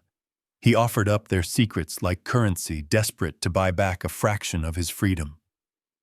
I stood there for an hour watching the people I had once called family tear each other apart. There was no loyalty in that room. There was no love. There was only the desperate clawing instinct of rats on a sinking ship. They were eating each other alive. Sheriff Miller opened the door behind me. "You have seen enough, Richard," he said quietly. "We have full confessions from both of them. And with Gary's condition, he is not going anywhere. It is an open and shut case." I nodded slowly, taking one last look at Patricia through the glass. She was still talking, still blaming, still lying. I felt a weight lift off my chest, a weight I had been carrying for 30 years. I turned my back on the window. "I am done," I said. "Lock them up. I have a life to get back to." The fluorescent lights of the intensive care unit buzzed with a low, irritating hum that seemed to be the only sound in the world. I stood at the foot of the metal bed looking down at the man who had been my brother. Gary was hooked up to a symphony of machines. Tubes snaked down his throat, wires taped to his chest, monitored a heart that refused to stop beating, and a catheter bag hung discreetly by the floor. He looked smaller than he had last night. The arrogance, the swagger, the greed, it had all evaporated, leaving behind a husk of a man trapped in a prison of his own making. The doctor had just left the room after delivering the prognosis. He called it locked-in syndrome. He explained that the specific combination of the arsenic dose, the alcohol, and the massive hypertensive spike from the shock had caused a catastrophic stroke in the brainstem. The result was a medical nightmare. Gary was not brain dead. He was not in a coma. He was fully conscious. He could hear the nurses gossiping in the hallway. He could feel the rough texture of the hospital sheets. He could smell the antiseptic cleaner. He could think reason and remember. But he could not move. He could not speak. He could not even blink on command. He was a fully sentient mind buried alive inside a corpse that was still breathing. I walked to the side of the bed and leaned in close. His eyes were open, fixed permanently on the ceiling tiles, but as I entered his field of vision, I saw a subtle shift. The pupils dilated. It was a spark of pure, undiluted terror. He knew I was there. He knew exactly what was happening. "Hello, Gary," I said softly, my voice calm and steady. "The doctor tells me you are going to live. You have a very strong heart, ironically enough. You could live for another 20 or 30 years like this." I rested my hand on the metal rail of the bed.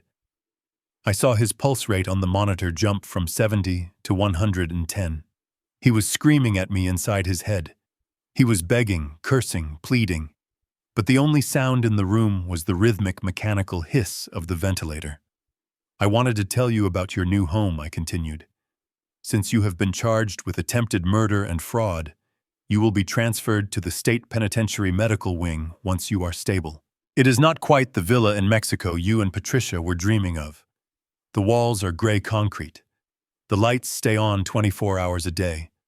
And the staff there are not known for their gentle bedside manner." I leaned in closer until my face was inches from his frozen stare. "You wanted to drug me, Gary. You wanted to make me a vegetable so you could control my life. You wanted to trap me in a body that did not work so you could spend my money. You projected your own fate onto me.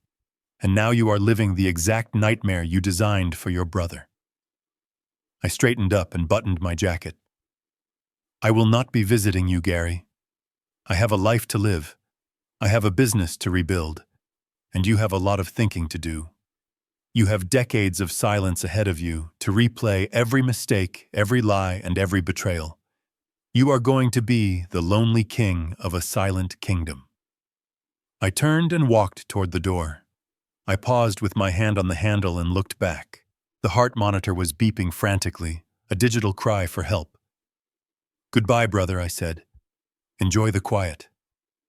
I walked out of the room and let the heavy door swing shut, sealing him in his silent tomb forever.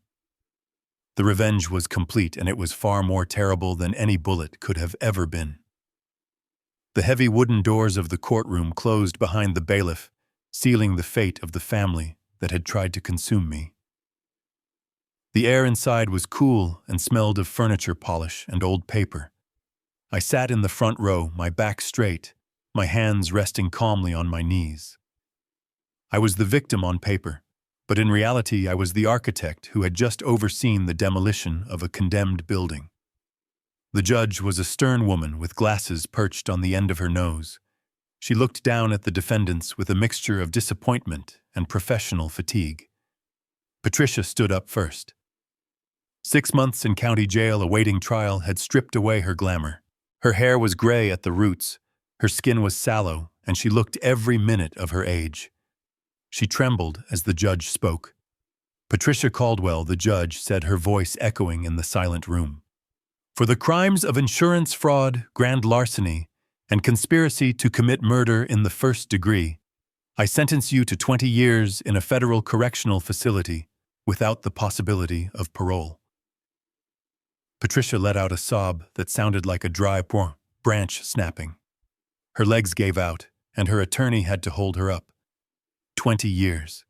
She would be an old woman when she got out, if she survived at all.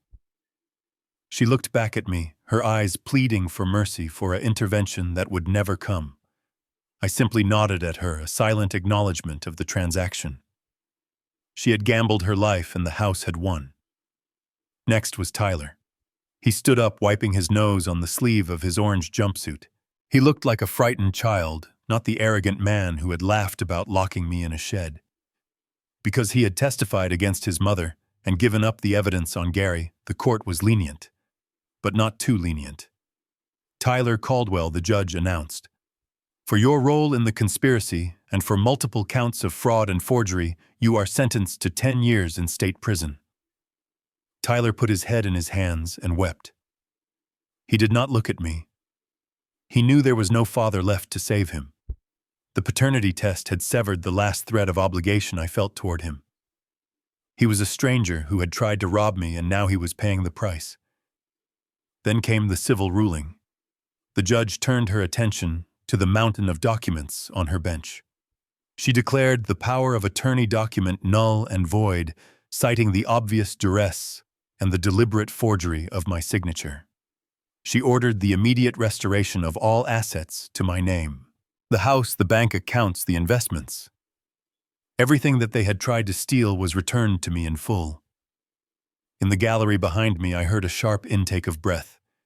It was Brittany. She had been sitting there hoping, praying that somehow she would be allowed to keep the condo or the car or some scrap of the lifestyle she felt entitled to. The judge crushed that hope instantly. She issued an immediate eviction order for any unauthorized occupants of my properties. As the bailiffs led Patricia and Tyler away in handcuffs, the sound of the chains rattling was the final punctuation mark on their betrayal. I stood up and walked toward the exit. Brittany was waiting for me in the aisle. She looked desperate, clutching a cheap purse, her eyes wide with panic. "Richard," she stammered, reaching out to touch my arm. "Please, I have nowhere to go. They are kicking me out of the condo today. I did not know about the poison. You cannot leave me on the street." I stepped back, avoiding her touch, as if she were contagious. I looked at her with cold indifference. "You watched them plan my death, and you did nothing." "Brittany," I said. "You laughed when they talked about putting me in a shed. Now you can see what it feels like to be homeless. You have until sunset to get your things off my property. After that, I am calling the police." I walked past her and pushed open the heavy doors. The sunlight outside was blindingly bright.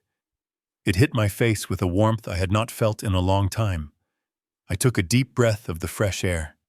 I was alone. I had no wife, no brother, no son. But as I walked down the courthouse steps, I realized I had something far more valuable. I had my life back, and for the first time in years, it belonged entirely to me. The visiting room at the state penitentiary was a study in gray. Gray walls, gray floors, and men in gray spirits sitting on bolted-down metal stools.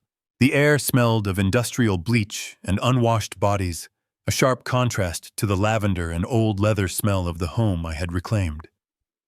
I sat behind the thick plexiglass partition waiting. I was not there to gloat. I was not there to offer legal aid. I was there to perform an amputation. The heavy steel door on the inmate side buzzed and clanked open. Tyler walked in. In just 2 weeks, he had aged 10 years. His designer haircut was gone, replaced by a jagged, uneven buzz cut. His skin was sallow, breaking out in stress acne, and his eyes were rimmed with dark, bruised circles. He looked small in his oversized jumpsuit. He looked like a child who had lost his mother at a supermarket, not a man who had conspired to murder his father. He sat down and snatched the black phone receiver from the wall. He pressed it to his ear with trembling hands. I picked up my side slowly, my face betraying nothing. "Dad," he choked out, his voice cracking instantly into a sob. "Oh God, Dad, thank you for coming. You have to get me out of here. I cannot do this. They look at me like I am fresh meat. I am scared, Dad. Please, I am begging you." I listened to him cry. I watched the tears track through the grime on his face. Once that sight would have torn my heart out. I would have moved mountains to stop his pain. Today I felt as much emotion as I would looking at a stranger on the news. "I am not here to get you out, Tyler," I said, my voice flat and hollow. "I am here to say goodbye." Tyler flinched as if I had slapped him through the glass. "No, do not say that," he pleaded, leaning forward until his forehead touched the plastic. "Listen to me. I know about the DNA test. I know Gary is my biological father. But that does not matter. Blood does not make a father, Dad. You raised me. You taught me to ride a bike. You were there for my graduation. For 28 years, I have called you Dad. Does that mean nothing to you?" He was playing the emotional card, the last weapon in his arsenal. He was trying to leverage the memories I had cherished against the crimes he had committed. I looked him dead in the eye. I remembered the video of him laughing. I remembered him calling me an old fool. I remembered him throwing the keys on the table and condemning me to the shed. "It means everything to me, Tyler," I replied. "But it meant nothing to you." "You are right. I was your father for 28 years, but you stopped being my son the moment you decided my life was worth less than a real estate deal." He opened his mouth to protest, but I cut him off. "You call me Dad now because you are desperate." I continued, my voice hardening. "You call me Dad because you need money for a lawyer or protection or a commissary deposit. You call me Dad when I am useful, but when I was an obstacle, when I was just an old man standing between you and a fortune, then I was just a nuisance to be drugged and discarded." I took a deep breath. "The word Dad is a sacred title, Tyler. It is earned through love and trust, but you treated it like a credit card. You maxed it out, and now the transaction is declined. That word is too expensive for you. I am not buying it anymore." Tyler's face crumbled. He realized the manipulation was not working. The desperation turned to anger, then back to panic. "Dad, wait, no." I hung up the phone. The click was final. I stood up, smoothing my jacket. I did not look at him again. I turned my back on the glass, on the tears, and on the 28 years of lies. I walked toward the exit door, leaving the stranger in the orange jumpsuit screaming silently behind the soundproof glass. I walked out into the parking lot, got into my car, and for the first time in a long time, I drove home with a smile on my face. I steered the Jaguar away from the gated communities and manicured lawns of the suburbs, and into a part of the city I usually only saw on the evening news. The streets here were narrow and lined with potholes that swallowed the tires. The buildings were gray blocks of crumbling concrete, their windows barred with rusted iron laundry hanging limply from lines strung across the alleyways. It was a stark, depressing contrast to the opulence of the estate I had just reclaimed, and it broke my heart to know that this was where Maria had been living. Maria was the quiet, invisible woman who had scrubbed my floors and folded my shirts for 10 years. She was the one who had slipped the warning note into my shoe, risking her job, and likely her safety to warn me about the poison. She was the only person in that house of vipers who had shown me an ounce of humanity. I parked the car in front of a tenement building with peeling yellow paint. A group of teenagers on the corner stopped talking to stare at the luxury vehicle, but I did not care. I locked the doors and walked up the 3 flights of stairs that smelled of cabbage and old cigarettes. I found apartment 3B and knocked gently on the chipped wood. It took a long time for the door to open. When it did, the chain stayed on. Maria peered through the crack, her eyes wide with fear. She looked tired, her face lined with the stress of unemployment and poverty. When she recognized me, she gasped, her hands flying to her mouth. "Mr. Richard," she whispered quickly, undoing the chain and pulling the door open.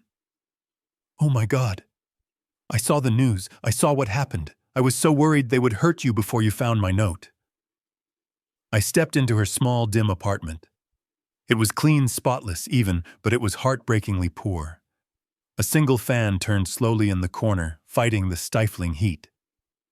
"I found the note, Maria," I said, taking off my hat. "You were the only one who told me the truth. You saved my life. If I had drunk that milk or the wine, I would be dead or paralyzed right now. Everyone I loved tried to kill me. You were the only one who tried to save me." Maria looked down at her worn slippers. "I only did what was right, sir. You were always kind to me. I could not watch them hurt you." I reached into my pocket and pulled out a small velvet box and a thick envelope. I took her rough, calloused hands in mine. "Maria," I said, my voice thick with emotion, "you lost your job because of them.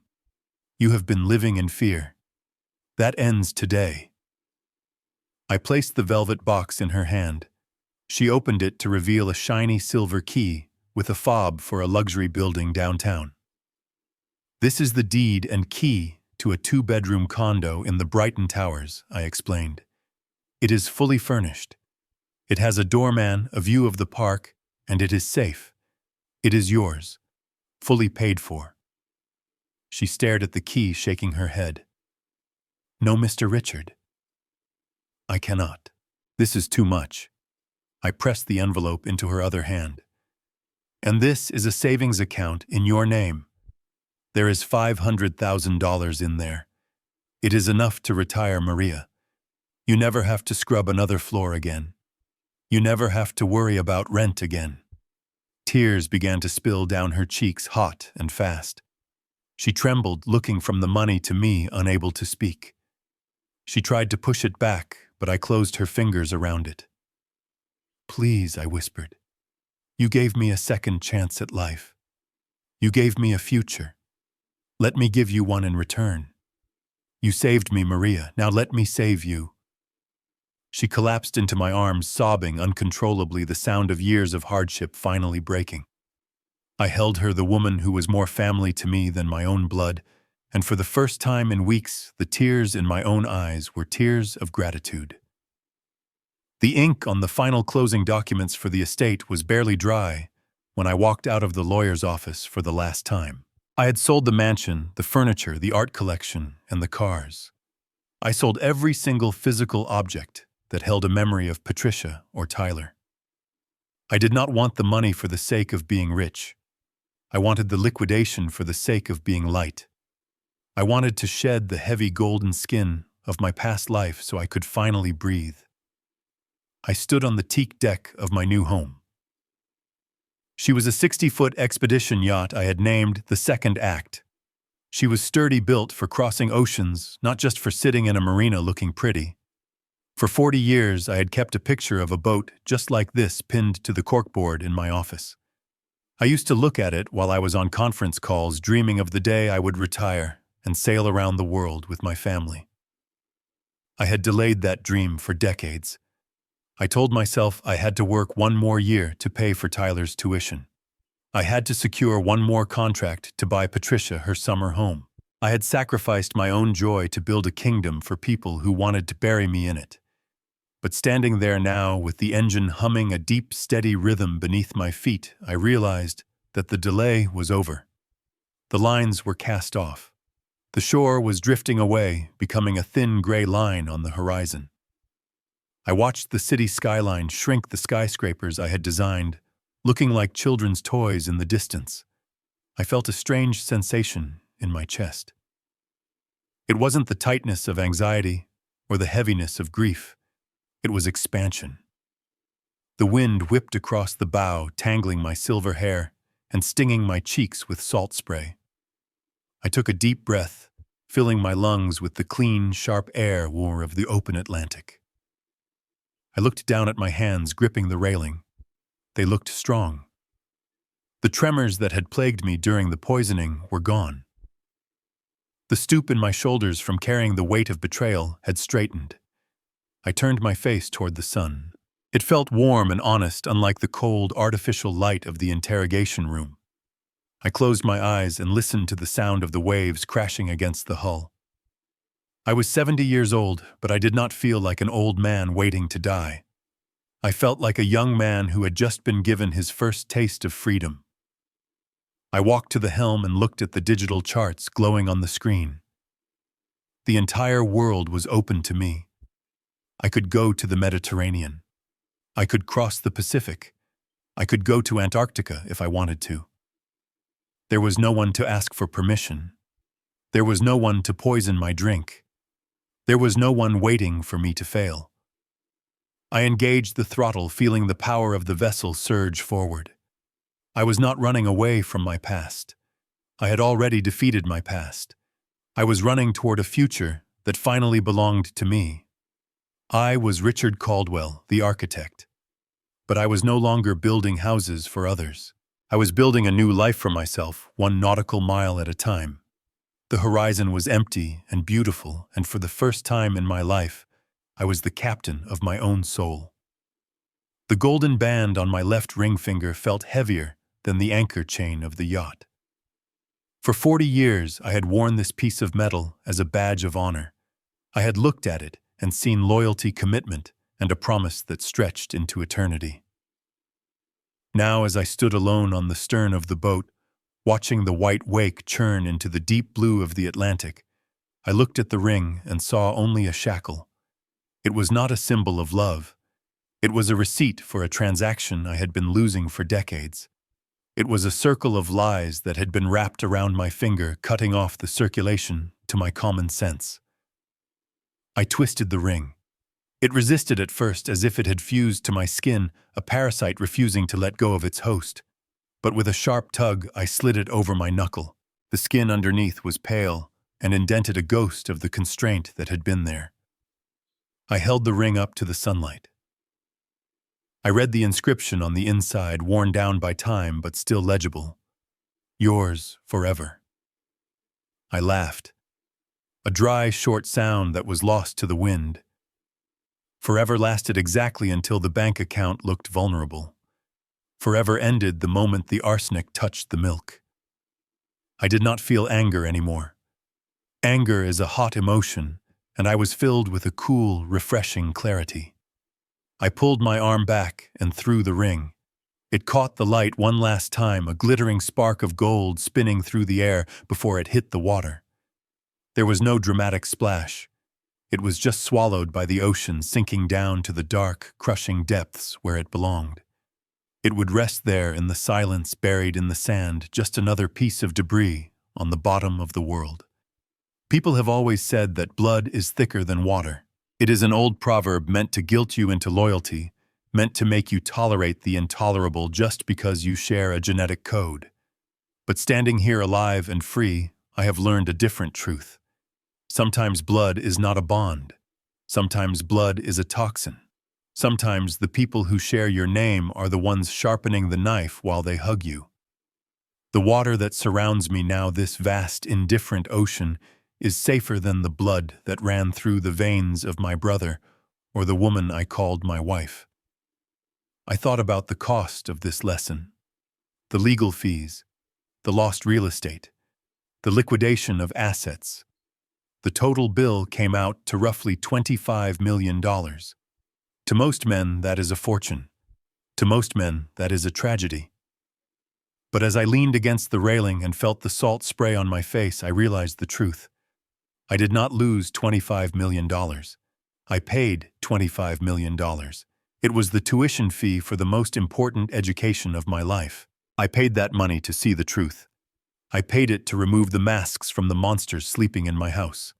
I paid it to find out that a stranger named Maria had more honor in her little finger than my entire family had in their whole bodies. I paid it to buy my life back.